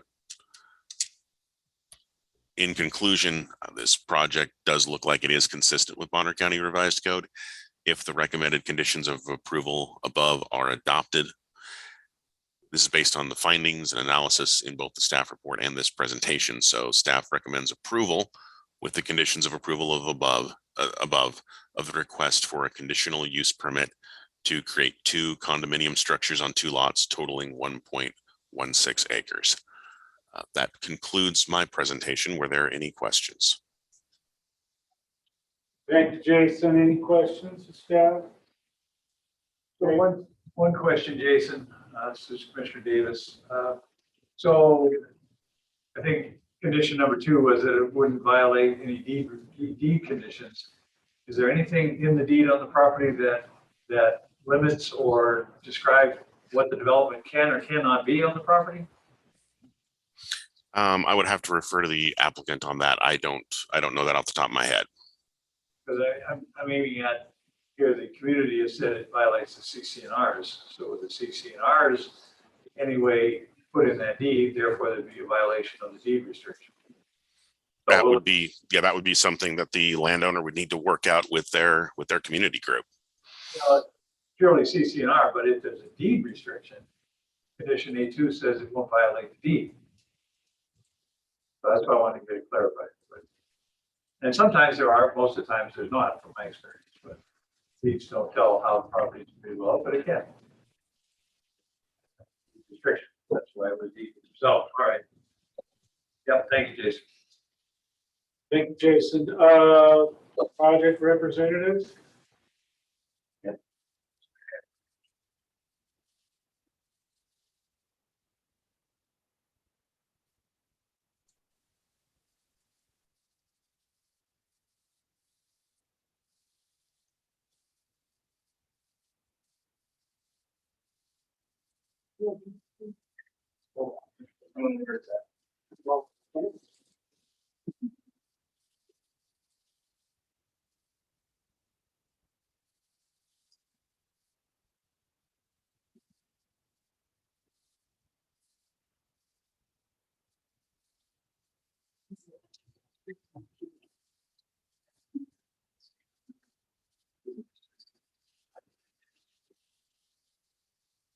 Yeah, you can. Sure. You can put anything you want. Great first time, say. The FCC.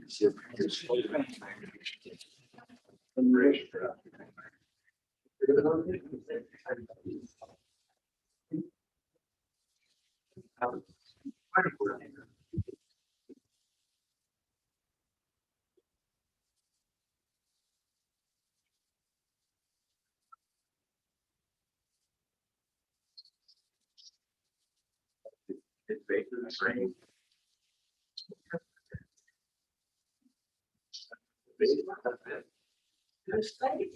Yeah, that's where it is.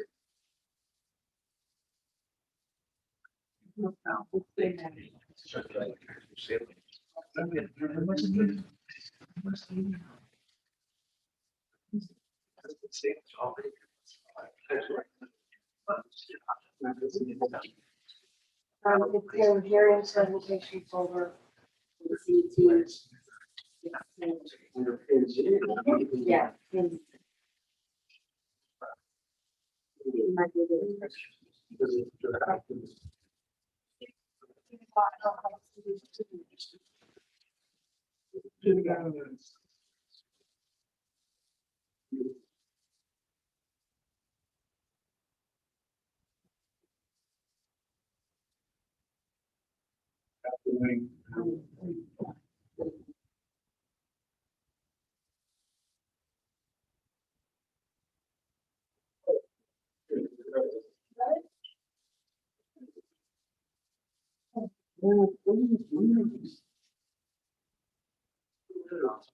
Yeah. Next meeting, right?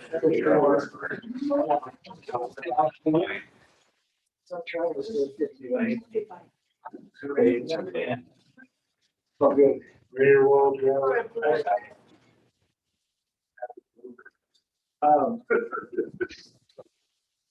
Travis Aller, with Clay Professional Land Surveyors here in Sandpoint, representing VLOT LLC, and the conditional use permit application. I want to thank Jason Johnson in the planning department for that report. Thank you, Commissioner. commissioners for being here. So we're here to talk about a conditional use permit for multifamily use in Alpine Village. We're gonna construct 2 structures, 5 units each. Up on Schweitzer.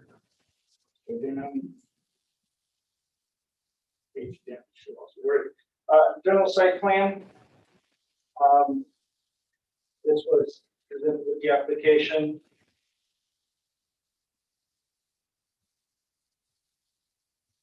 And I'll put this in here. I do want to make note that we are going to do a lot line adjustment. The lot line adjustment application is in. The reason for it is one of the conditions with multifamily, and Jason has it in his report, is that for the first unit, it's 12,000 square feet, and for each additional, it's 3,000. You can see the old lot line right here. This lot right here wasn't large enough to actually house all 3, so 12 plus another 3 times 4, another 12, 24,000 square feet. It didn't meet the standard, so we actually combined it, lot line adjustment. Now all 10 are going to be able to fit on this 1.1 acre lot. Note that there is no common room. There's a deck that each unit is going to get. So there's so people can have their privacy. Obviously, there's going to be condos like all the other condos up on Schweitzer, where you're going to have multiple owners, whatnot. You can see the access point coming off parallel run here, coming in, and then you can see the parking lots, the spaces and stuff. So anyways, just there for a general site plan. Page down. Take the page down. There we go. So overview, you can see the firehouse, the roundabouts down here, and as you come on up, there's Snowplow Road coming around, parallel run, Schweitzer Mountain Road. And so we're kind of in the front, if you will, obviously the village in there. So so everybody gets an idea of what's going on when I show some other photos at the end. And then subject lots, you can see the 2 there. You can see the accessory line going right there. So we're right there, right on the corner. Great spot. Jason said, we're in the Alpine Village. Everything's in the Alpine Village up there. So just keep that in the back of your mind when we're going through this. You know, it's simple, easy. So Alpine Village, county code, and that's what we're basing this off of, right? There's no, if you meet these conditions, you're approved. You don't meet them, you're denied. So these are the standards. Allow for a range of housing types. That's really what we're here for. Jason did hit on the standard designs, applying development standards that address the unique features of the site in an Alpine Village. And we're definitely going to do that. Like Jason said, there's no reason to think that the design can't meet it. Plus being a condition of we have to or we don't get the CUP. So that's the zoning in Alpine Village.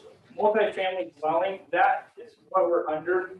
Obviously, you got to fall under something, right? There is no condo, which I thought was kind of unique to the code.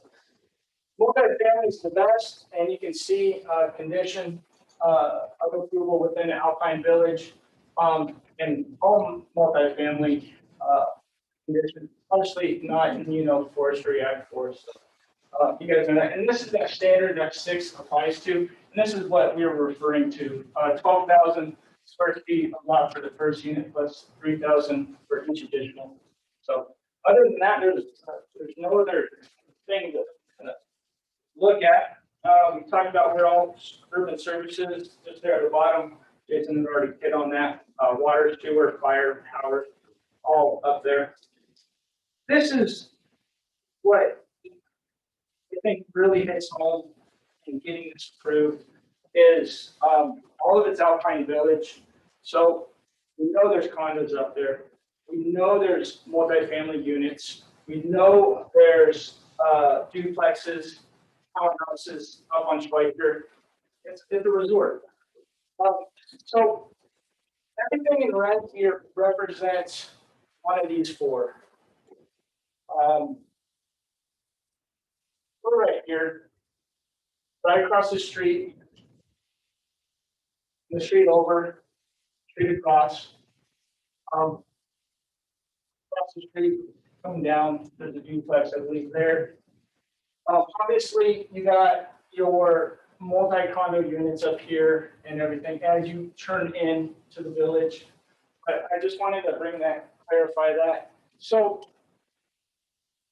either all these reds were either grandfathered in for zoning, or they would have had to get a conditional use permit.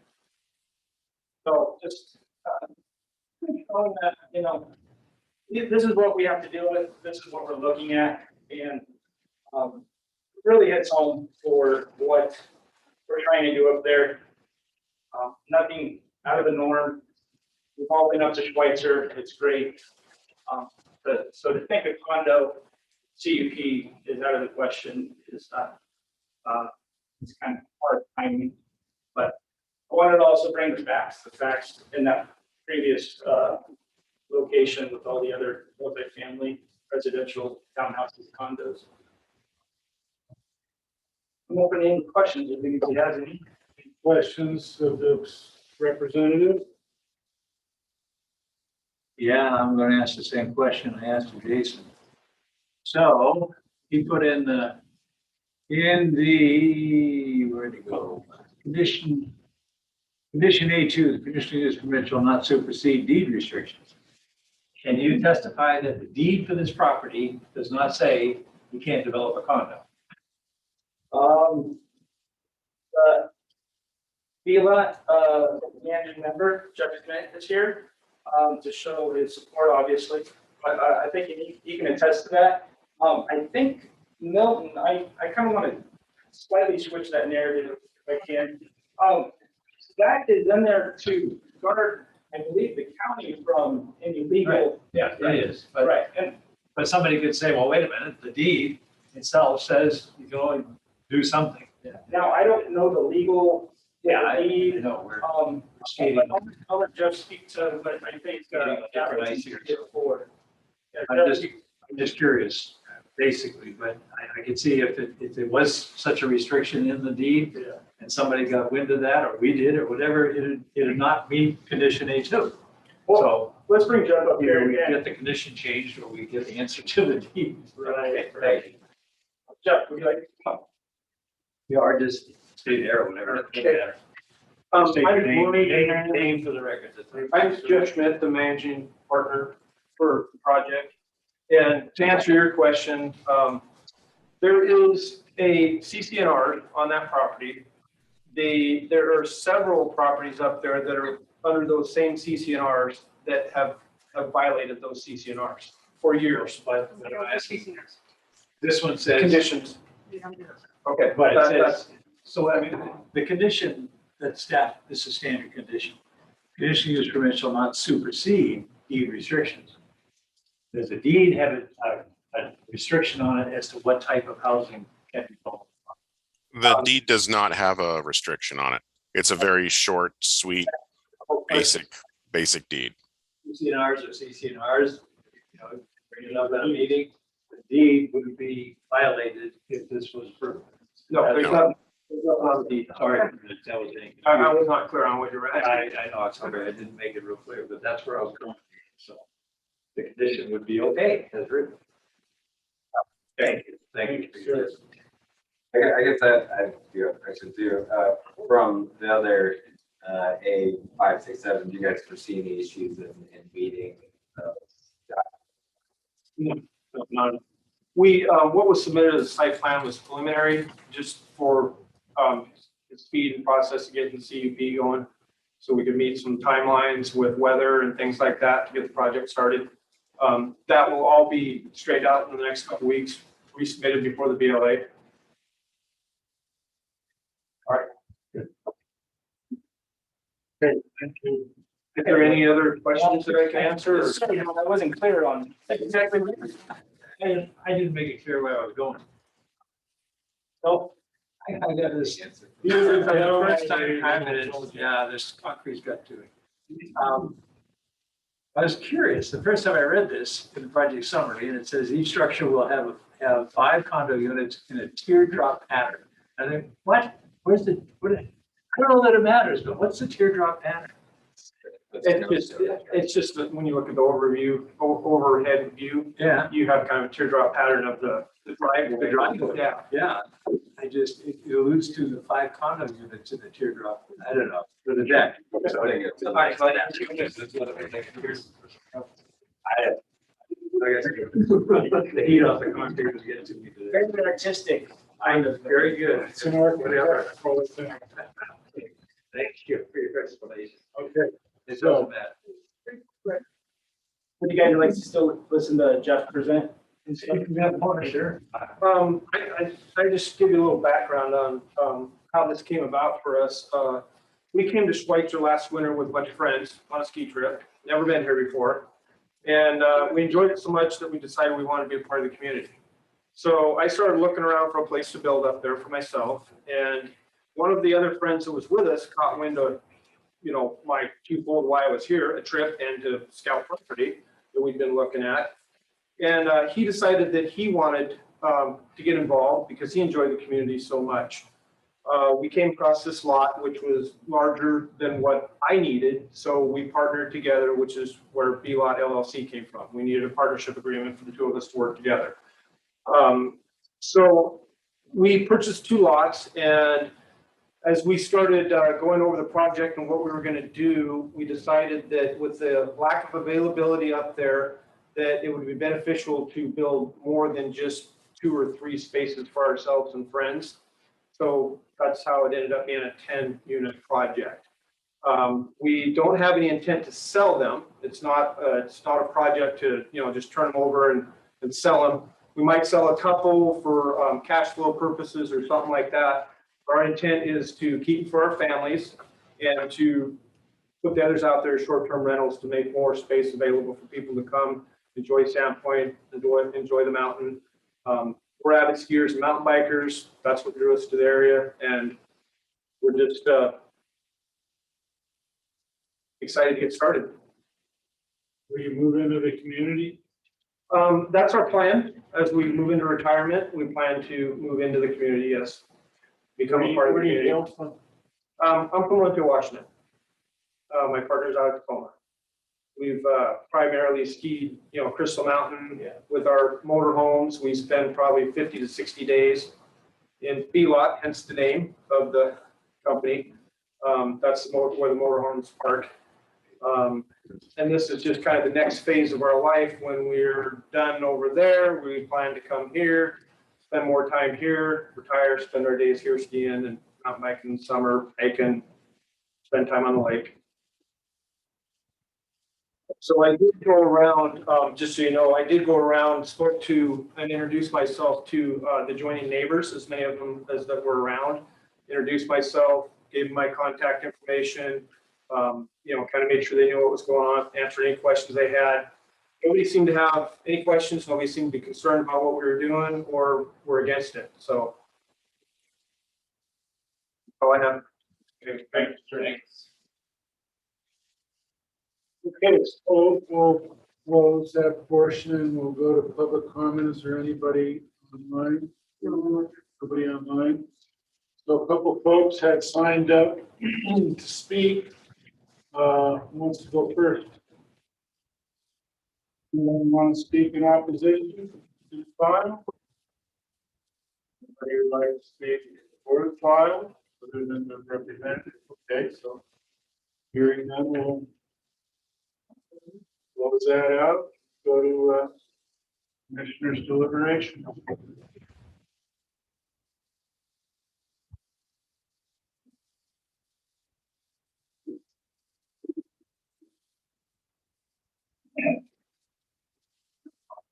Detailed questions have been answered. Yeah, I mean, as long as they can provide the necessary documentation. Yeah, I agree. Will you put up the change to the 1 term, Jason?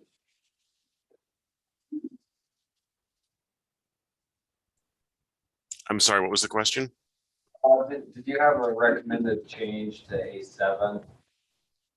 Yeah, it's in there. It's just a new, just change the code.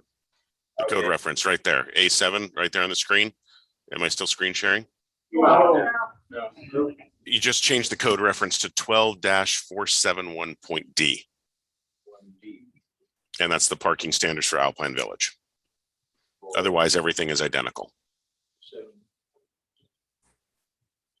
Say it again one more time, Jason. 12-471.D. Capital D? And that's the Alpine Village parking standards. Commissioner Bradish, I move to approve this project file CUP 0016-21 for the B-Lot LLC condos, finding that it is in accord with the general and specific objectives of the Bonner County Comprehensive Plan and Bonner County Revised Code, as enumerated in the following conclusions of law based upon the evidence submitted up to the time the staff report was prepared and testimony received at this hearing. I further move to adopt the following finding of fact and conclusions of law as amending A7 to reference BCRC-12-471.D.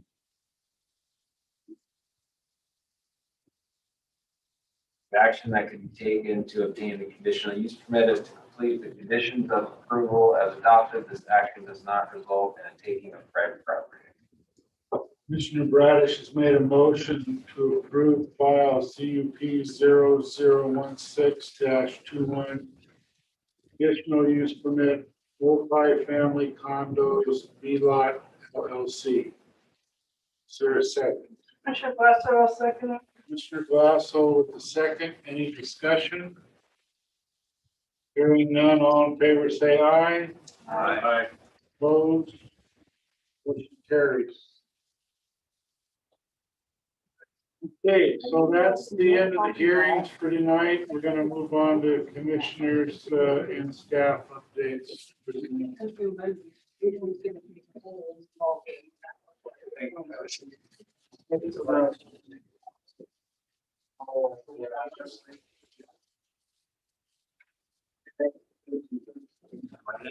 Jason, I think he's building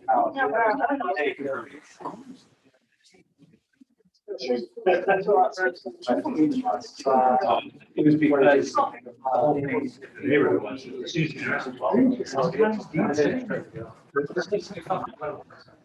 this?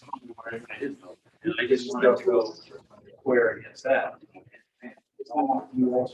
Yeah.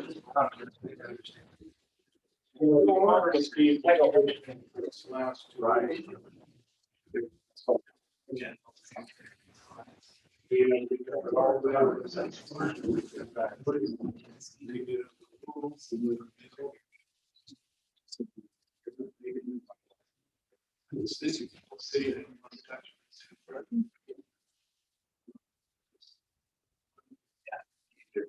These are wonderful instruments, but they can be very confused. Stuff in.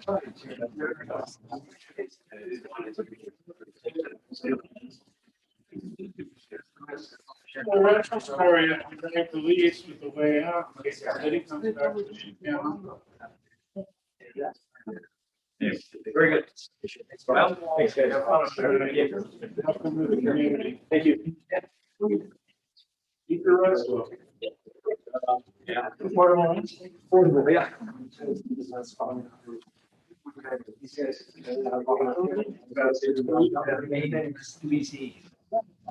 Yeah. So how many million watts do we create? Right? Created about 400 kilowatts. Was it thousands? No. On the record, 400 watts. Yeah. Give or take, yeah. Out of how many parks you have? 43,000 plus.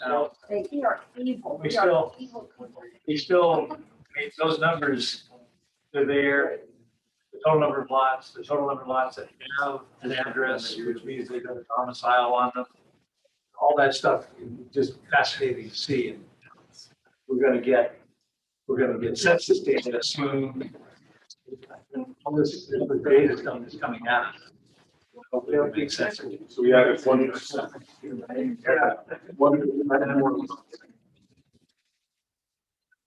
Does the 43,000 lots include all the private, ground? Yes. Yeah, so Any includes all those ones.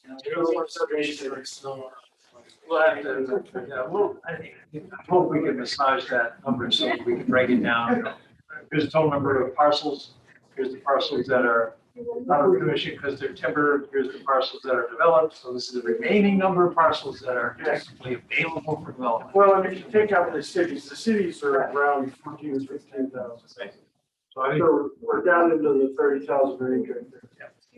so then just further massaging it, so everybody can see what we're dealing with. Here's how much is available. Not all of it is available because the owners aren't choosing to do anything with it at this point. So I don't know, from there it gets fuzzy. Well, and you know what's interesting is it necessary? It's necessary because it's consistent with our code. That's what makes it necessary. Is when a request is consistent with the code, then it's necessary to correct it, right? And so that's why we review it against those characteristics, is to see if it's consistent or inconsistent. If it's inconsistent, then of course it's not necessary. So if someone wants to sell a piece of property to pay some bills, that's a necessary need. Well, but that's not what we're asking for. We're asking if it's consistent with the zoning code. Right? We don't care about your personal problems. It's very necessary to. Yeah, I almost reverse the way you say it. It's necessary to correct an error in the way it's zoned. Correct. To be consistent with the code. Right. But, there's a lot of those. We know we've talked about that, right? Because it's just restricted to mixing and zoning and stuff. Parcel. So if you find that the change is consistent with the code, that means, okay, on that particular parcel, it wasn't done right the first time. There's a portion that you could say is necessity. So, and whether we can, it's difficult to put language like that in the comp plan or in the zoning code to say this was fuzzy zoning. No, right? It's very difficult to do that because somebody can argue it the other way, certainly. So I don't know, we'll have to look at that when we get to the comp plan update and the land use section or component and subsequent zoning. I feel like there should be some language in there to that effect, just acknowledging the fact that we didn't go, there's no way to go parcel by parcel to prove out a land use description against that parcel. Yep.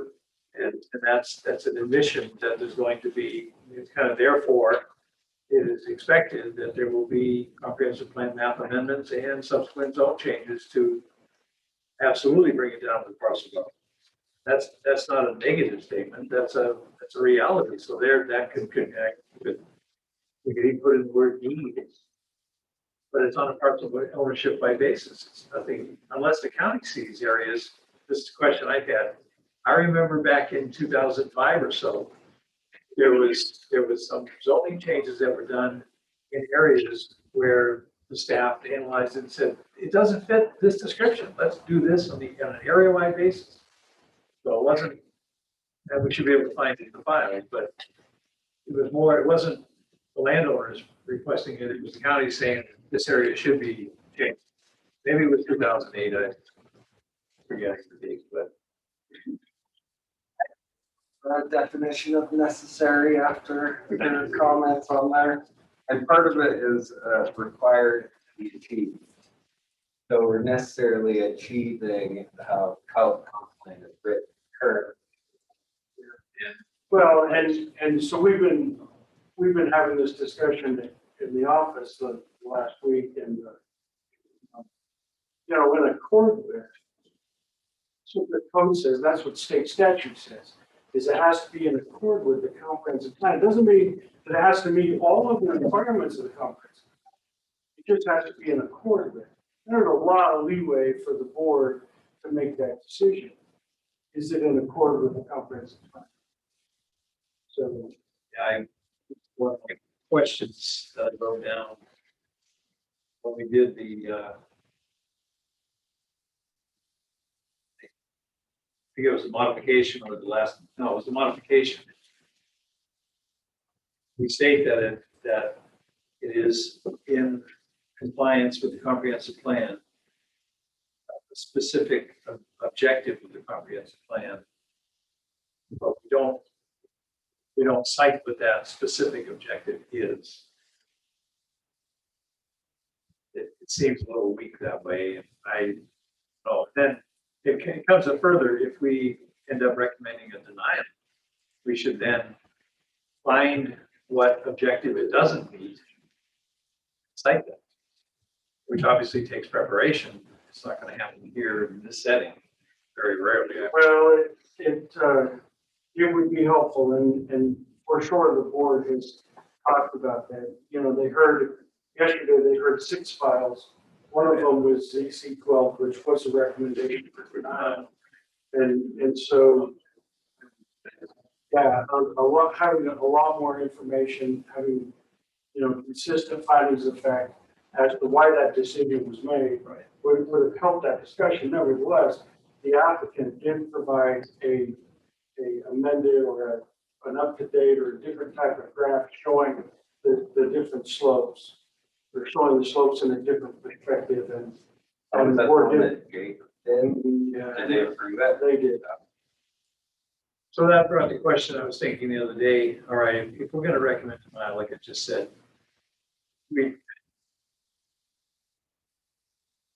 our deliberation is supposed to be the evidence, like we say, evidence in the file, in the staff recommendation, and stuff brought up at the hearing. Yeah. So if it comes up here, we don't have, in some cases, we've been able to literally scramble together a recommendation. But if we don't have it, I think we have the ability to say, on some cases, we'll have to look at that, we don't have to make the decision at this hearing. Well, you even could make the decision, but you just have 10 days. 10 days to write the conditions. To write the, To write up the. yeah, and that would be helpful. So that would be, because then you could work on it, and if there's something that you're sure that it isn't compatible with the objective of the comp plan, you could state it, you could find it, state it. Yeah, I mean, we try, right? As you make the motion, we try to find it. Yeah. I mean, we have the 10 days, but in order to write something post meeting and accept it, we would have to get back together to accept it, or could we, you know, how would that work? Well, I think the key is to articulate it, you know, as we move forward. Yeah. You could too, I mean. Zoom. Right, it could be, there's means of doing it, either physically gathering or Zoom or something. So would that become a public meeting, or could we do it on? Would it be recorded? Well, of course, it would be a public meeting on. But we could call in, if it's during the day and we need to make a decision, we could all call in. So if at a hearing we say, you know, here's where we're going, we're going to recommend denial, but we are going to, within 10 days, write up our findings of fact and conclusions of law and so forth. That's our deliberation. There's no public input. That's correct. So that could be a closed door session kind of thing. Yeah. Or even though it's our discussion, does it have to take place in the public? Yes, Yeah. there's a It's in form, the, yes, it it's in the does. file, right? It's a formal meeting of the commission. But it's limited to that discussion. Therefore, there's no public input, but it would become part of the public record. Do we all have to be? Well, open meeting, but, and it's up to us that if we love that. Could you make a motion? We've done state meetings with some of this stuff all on the telephone. So that was good, you know, if we don't have to come in person. We would get it together, right? So, yeah, what Taylor's saying is we could go into executive session. You can make the motion and say we're gonna go into There's executive only session in 10 days. certain things that you can go into executive Oh, session. no, It's not you one can't. of them. Right. Shop. So you're talking the difference between a public meeting and a public hearing. Where the hearing, the public has the right to give testimony or give comment, where a public meeting, all they have the right to is sit here and listen. So where you guys gather together as a quorum, it's a public meeting where the public gets to gather with you and listen to you talk, but they don't have to, they don't have the right to give input. Yeah, and by that time, again, this is just an extension, what we're talking about is an extension of our deliberation towards a recommendation or approval or denial. So still a That's- public meeting, so. the Yeah, public we gets to- closed the public hearing. Right. So it is public meeting. You could also snap a date and time on it too. We Oh, will yeah. reconvene at Well- this date and time for our, Further working on the language. or Yeah. whatever it's called. Okay. So something to put in our bag of tricks for later. But if we had to make a decision, and there's only three of us to do it on television. What I'm trying to get at, we can't get in here. It doesn't have to be sit in the same room. We just need to specify how and when. Because what's happening is when the motion is made, we're reversing the conclusions of law. But we're not talking about the findings of fact that justify that conclusion of law. You know, specifically, right? So as the motion is read, they're reading through and flipping those conclusions. But I guess what the impression that I'm getting from the board is they want to understand better the findings of fact. Well, true. So I think we're saying the same thing, Yeah. because here, They want us to read the findings of fact, but not. Well, they want to know more specifically what the reasons. the reasons why. So part of that, looking here at this last file that we had, it lists out 8 findings of fact. Well, they shouldn't be if we're gonna recommend denial on a file, one of these findings must be, we didn't think it was correct. Right. And therefore, then you look at the conclusions of law, and they're all in the positive. And we change them with any denial language, it says the And you're proposed gonna want condition is to, permitted you're not. not gonna change the conclusions, but Right. if the findings of fact, so that was one of the challenges we had with the Dawn file. was that The findings of fact were still already in the positive. Yeah, it didn't change, right? But that brings up another thought I had. As we're deliberating, if individually we feel that this doesn't meet the code, and we're gonna vote against the motion if it's a motion for the action, we need to state that. I think we even need to state it, and we've done this, in support of a positive motion, why? And also, if you don't feel that it's appropriate, why? So that it doesn't come as a surprise when there's 1 or 2 or 3 or the whole thing was done. So again, that's in the record, that's part of legal procedure. Like any group that makes a decision, does. Well, But again, if somebody, let's say during deliberations, there's discussion about it and everything, and then quote, surprisingly, one of us votes against it. Why? Well, that should have been divulged during deliberation. I think. Makes sense. Why wouldn't you? Why did I you? mean, it's interesting too, the way that our code is written, the way the county code is written, because it basically puts a de novo hearing in front of the board. And whereas state statute allows for, right, unless there's an appeal, that basically goes on a consent agenda, right? It doesn't require a public hearing in front of the board, state statute. But our code basically requires all of this paperwork and all of this stuff being redone in front of the board. And at first, when that was put in, I don't know that the commissioners were admittedly taking into consideration what the commission said. Oh, absolutely. I mean, it was still in this, I don't know if it was in the staff report, you're right. So now I see reading in the paper, and the planning and zoning commission recommended denial, recommended approval. Okay, so that was taken into account heavily and whatever, but if there's now questions coming forward, well, why did they? That's good. That's good. That's bringing it to attention, and hopefully if we can express ourselves clearly enough, they'll see why we made a recommendation the way we did. Very good. So. Yeah. Very good. Good discussion. So, I don't know if to tell you, there's lots going on. You want to see those numbers? So again, building permits are, you know, a little bit of everything. Lumber prices have been down. Trying to get that. You're lying to yourself, right?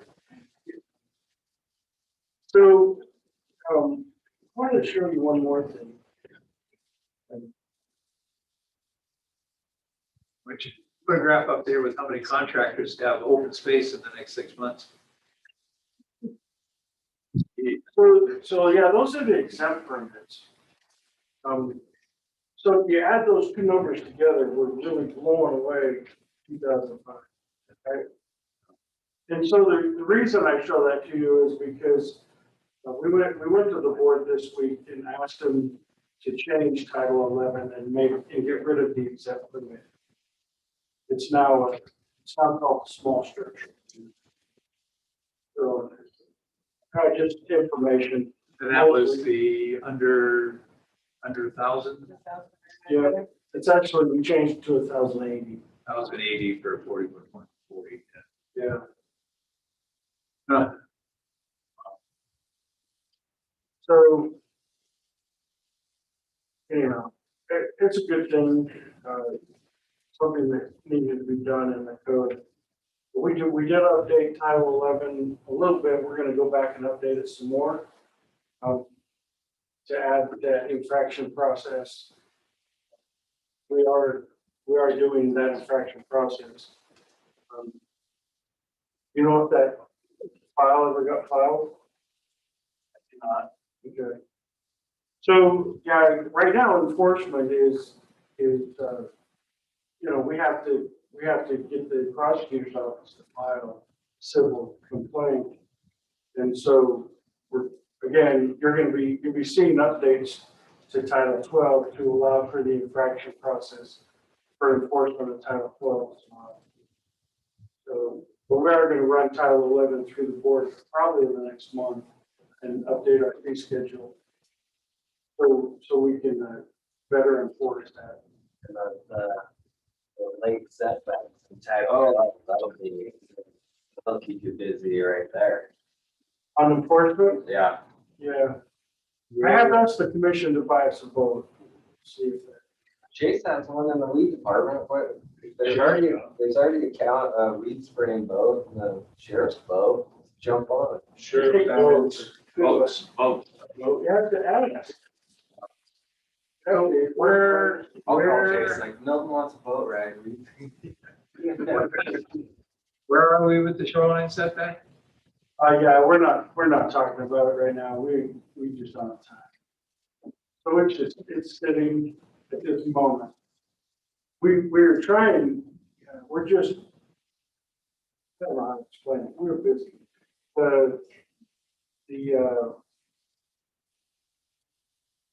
We slowed down for a minute, probably. That was last Tuesday at 3. Yeah, it was. And it's definitely picked back up again, but I'm excited about where we're going. The county created an engineering department and then hired another engineer. So we have 2 engineers working for the county. So all of our stormwater, all of our road design, all of those things are going, floodplain stuff for houses are all going to the county engineer. And so instead of having to contract with outside agencies to send it out, we're getting it all done in-house. It's getting done quicker. So the interesting thing about the condos tonight, that's the fourth condo project on that mountain. And so when we talk about making stormwater plans a condition, I mean, we know what that means because we've done the other three, one of which is Schweitzer, right? And Schweitzer is a PUD, and all of those things are already permitted in their PUD. And so they just have to get a building location permit and move forward, which they have done and they're working on. They're adding, I think they're adding another 26 units up there. The application's been approved. It took us a month and a half or so. So the other day I was explaining Schweitzer to a newcomer. And very interested in the place. Oh yeah, this is great. Whether they're looking at lot homes up there, but they said, wow, the east edge, go up there to the, how you can up to the village. Okay. So you zoom in and you get down in there where Telemark and they said, is this going to expand to the northeast? We're going to expand where? To the northeast, on the other side of the ravine and up that other slope. Yeah, they're gonna. I had to ask the Schweitzer expert. So Schweitzer doesn't actually own that property that Drive 2's on currently. They lease that, so. It was and not knowing ownership, the people were asking, it just seems logical that yes, someday, and my sort of kind of informed answer was, well, it's all according to services and capacity. Well, I think that. Yeah, it's all rooms, yeah. On their last master plan, they're gonna do a parking lot hotel. Yeah. Down that area, so it's tough. So, yeah. Oh, It is, I mean, there's definitely, but I don't know how much has been applied for or Go east. approved. Which one? Well, you go a little bit southeast of there, down toward the roundabout. Well, and that's a bunch of that Easter, You've got another one coming to you in the end of August. Another project at the 22 or 23 unit. Yeah, that one block right there, that's, you see the trails that go out through it, the logging road. Oh, yeah, I see what you're talking about. That's the Nordic Center. and also that's where all their grade on. Yeah, that's. Anyway, there's the other pond. Yeah, so right down even further south, you go down, just pan up. Some of those roads go right up to the boundary. Yep. That, yeah, right there where the cursor is, that would seem to be That's right. That's the best mountain bike trail in the mountain. It's gonna get better. Yes, that's about to get more better. trails in there. That's good, sideline is fun. Yeah, I mean, it's a booming place. It's no doubt about it. But that's what people are asking. They go up there berry picking or looking. They go up and love to see the castle and then they come down, they go down that road and you're gonna turn around at the end and say, whoa, is it gonna continue? Yeah, more likely. Yeah. More likely. Yeah. Anyway, okay. There's lots. Oh, yeah. Lots for us to do now. Then we're looking at the next session. Our next few sessions. Yeah, we're even start to worry about that. It's great as long as we don't get another. You know, we did start to slow down a little bit, so there might be, April 5th might be 3 or something. Or that August 5th might be 3, but then August 19th is going to be. So, and then September is already booked. All meetings in September are already booked. So yeah, anything that comes in right now is heading to October. Yeah, 3 next time. So I just remembered, is there going to be, or was there just recently a meeting with Panhandle Health? Today. today. Yeah, All right, how did it go? it went really, really well, I think. I was happy with, you know, I mean, it took me a while to get the answers that I was looking for or that I needed to understand better. Because it all circles around our recommendation that yes, there be health district review of lots being created across the board. Right. Yeah. Yeah, so, that goes back to the board on August 4th, that subdivision ordinance, and so, we will probably continue to have that discussion with the board about putting the sanitary sign off on the subdivision review. When we talk about both application process, BLP versus sanitary restriction lift, it seems more feasible that it be on the subdivision process. You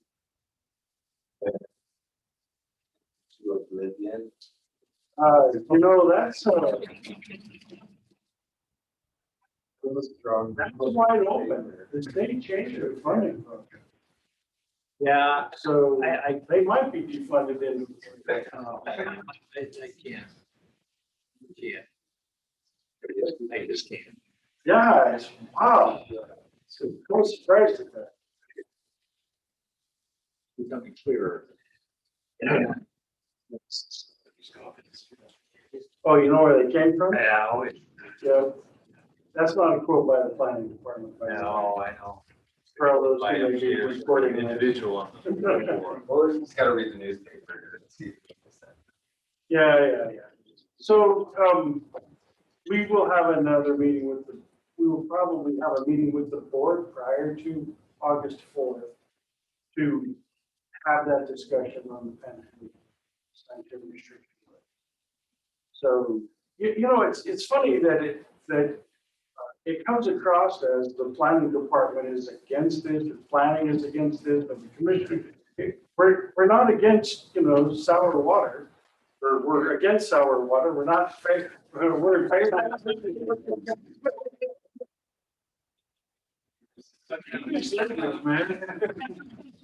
The whole discussion, like we had during our workshop, of how far does the county go to protect a future purchaser, developer, owner?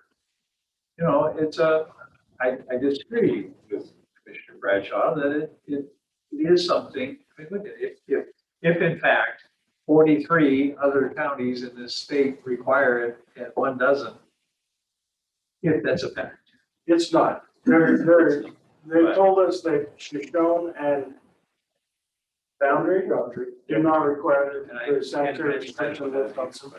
Yeah, but even that, you know, our comparable counties, there's half a dozen or so that I think are really comparable to Bonner County size-wise, activity-wise, and everything. And if those have come to the conclusion that it's a good idea in the public interest to do it, and I'd like to see some facts on that, then I think that steps up the argument a bit here. You know, it really does. When I talk about it to the people that I know that are looking, friends of mine that are looking at Bonner County, and that's one of the things they, well, how do I get it to see if it's gonna work? Well, PhD. Well, when do I do that? Well, right now you do it whenever you feel like it. You know, it isn't, and they say, what? I mean, I could buy a lot that hasn't been burnt or proven that it can support. Yeah, you could. So you might want to wrap that into your purchase agreement that they prove that it can be. And so, and it was an interesting discussion because the concerns that they brought up was that, you know, you say you do a 4-lot split and you need a perk test on each lot. So they're going to pull off the road and they're going to do a perk as close to the road as possible or wherever, right? They're not necessarily going to design the whole lot, right? And so they said they did not have any requirements that said that perk pole had to go on the plat. And I'm like, well, that's easy. I mean, we could make that requirement that the perk test Both go on the plat. And that would be helpful, because what's the point if you don't, right? But are they doing that under a $900 soil investigation or a $270? $390. The $390. $390 per lot, yeah. Preliminary, just let's For first look to see subdivision, if this property has soil at all that could perk. Yeah. Okay, and then they could apply to the $900. Usually it's 3 holes.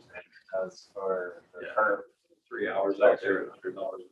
Well, it's usually you do 3 per holes. Yeah. I'm gonna tell you where they might just. Yeah. You dig They got 6 feet deep. half a day. Well, when we're selling lots at, 250,000 for a 5-acre forest. It doesn't seem like it's a big request. So, But you need it for, you have to have it for a septic design anyway, so. Yeah. You're gonna spend that money. Come from her. It just doesn't.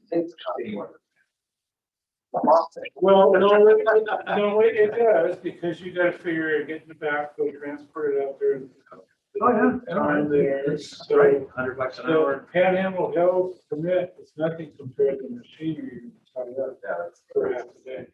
Yeah. So, Swati, what did you think about that today, that meeting? Yeah, I Not to think it put was- you on the spot. No, but I think it was a very fruitful meeting because we came to know what they want to, what they think the problems are. Yeah. And we came to know what problems we have Good. when we issue building location permits, but I think they'll be more inclined to, I think we're also inclining towards having a sanitary restriction with the flats, all sort of subdivisions. Yeah. I think it's a good idea. Yeah, they've been pretty consistent with that approach. Just because of the problems that they see coming up, either the angry people coming into the what? I have to do what? Why didn't it? Well, all that stuff. Or, and still, the people I run into and talk to, when they look at the fee schedule, they go, okay, it's more than it was here before, but what? For what? Lumber, go buy a sheet of plywood right now. $80 a sheet. 3/4 is 5/8, 5/8 $80. We put 2 by 2. The other commissioners writing up a thing about that. So along with that, can we get the NRCS to come in and talk to you guys or us about soils? Very good. That'd be So we can get the soil thing put to bed. Because we're saying this, what was the term? Fake soil? Oh, state significance, stated, We yeah. don't have that here in the county or in the state of Idaho. So There's it's a a farm statewide, out there that's not so it was a statewide importance. Yeah. correct. No such- Significant, no such yeah, animal. whichever. For this state anyway. So we need to bring them in here and talk about What's the fact? soils. Soils. A few aspects of soils, yes. Erosion, constructability, those kind of things, but also for permeability, and rate of permeability. Because Panhandle Health has gone from doing an actual perk test, that's a fallback. They still do it, to just, they know the soils, there's only so many soils, and they look down through the strata in a hole, oh, this is, well, we know this soil, we know how it acts. And they tell us if it's primary or not. That's what I mean. We got one group of soil reviewers looking at it from one aspect, and then we get this other nebulous thing that says these are primac soils based on a 19 whatever study, 79, written up in 82. That has or hasn't changed. I think again, when Jason launched into the new website thing from NRCS, and no way. No way. Where is all that now? How do you accurately get information? Soil hasn't changed since it was made, not much of it. But still, it's already been shown over and over and over again that that 1982 soil survey has its limitations. Right, so I think what you're gonna start to see is that with these zone changes, you'll probably start to see soil analysis on some of these lots, the ones that are concerned about it. It would be the developers. Plus. Oh, well, yeah. And the soils, on the case. Yeah, it's their whiz bang, you can find any soil and all the characteristics, instead of the old man. However, every time their job that falls. It's been around for much more years. Violation. But he tried to get into it to look at Bonner County. It's just. So who's the last Why is this for all my divisions and everything? Just do The operator. a DOI. We can put a pipe in there, they can crawl in. They're doing 8 feet. I don't know how their rules work.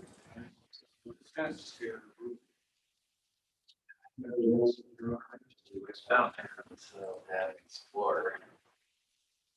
But it has all this and land management, soil health, sanitary factors. Yeah, all the factors that were in the mayor. Yeah. Most. Yes, we're staring down that spot, we got some. Any lot. I think that's all I got. Jerry, unless there's something else you want to information on.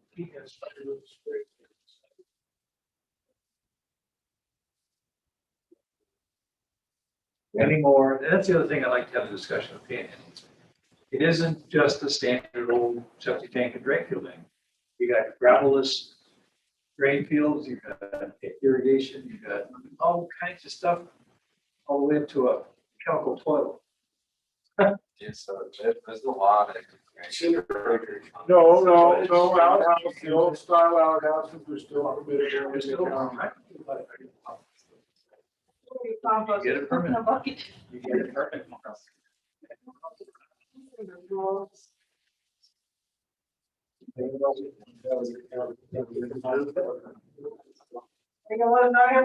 So you.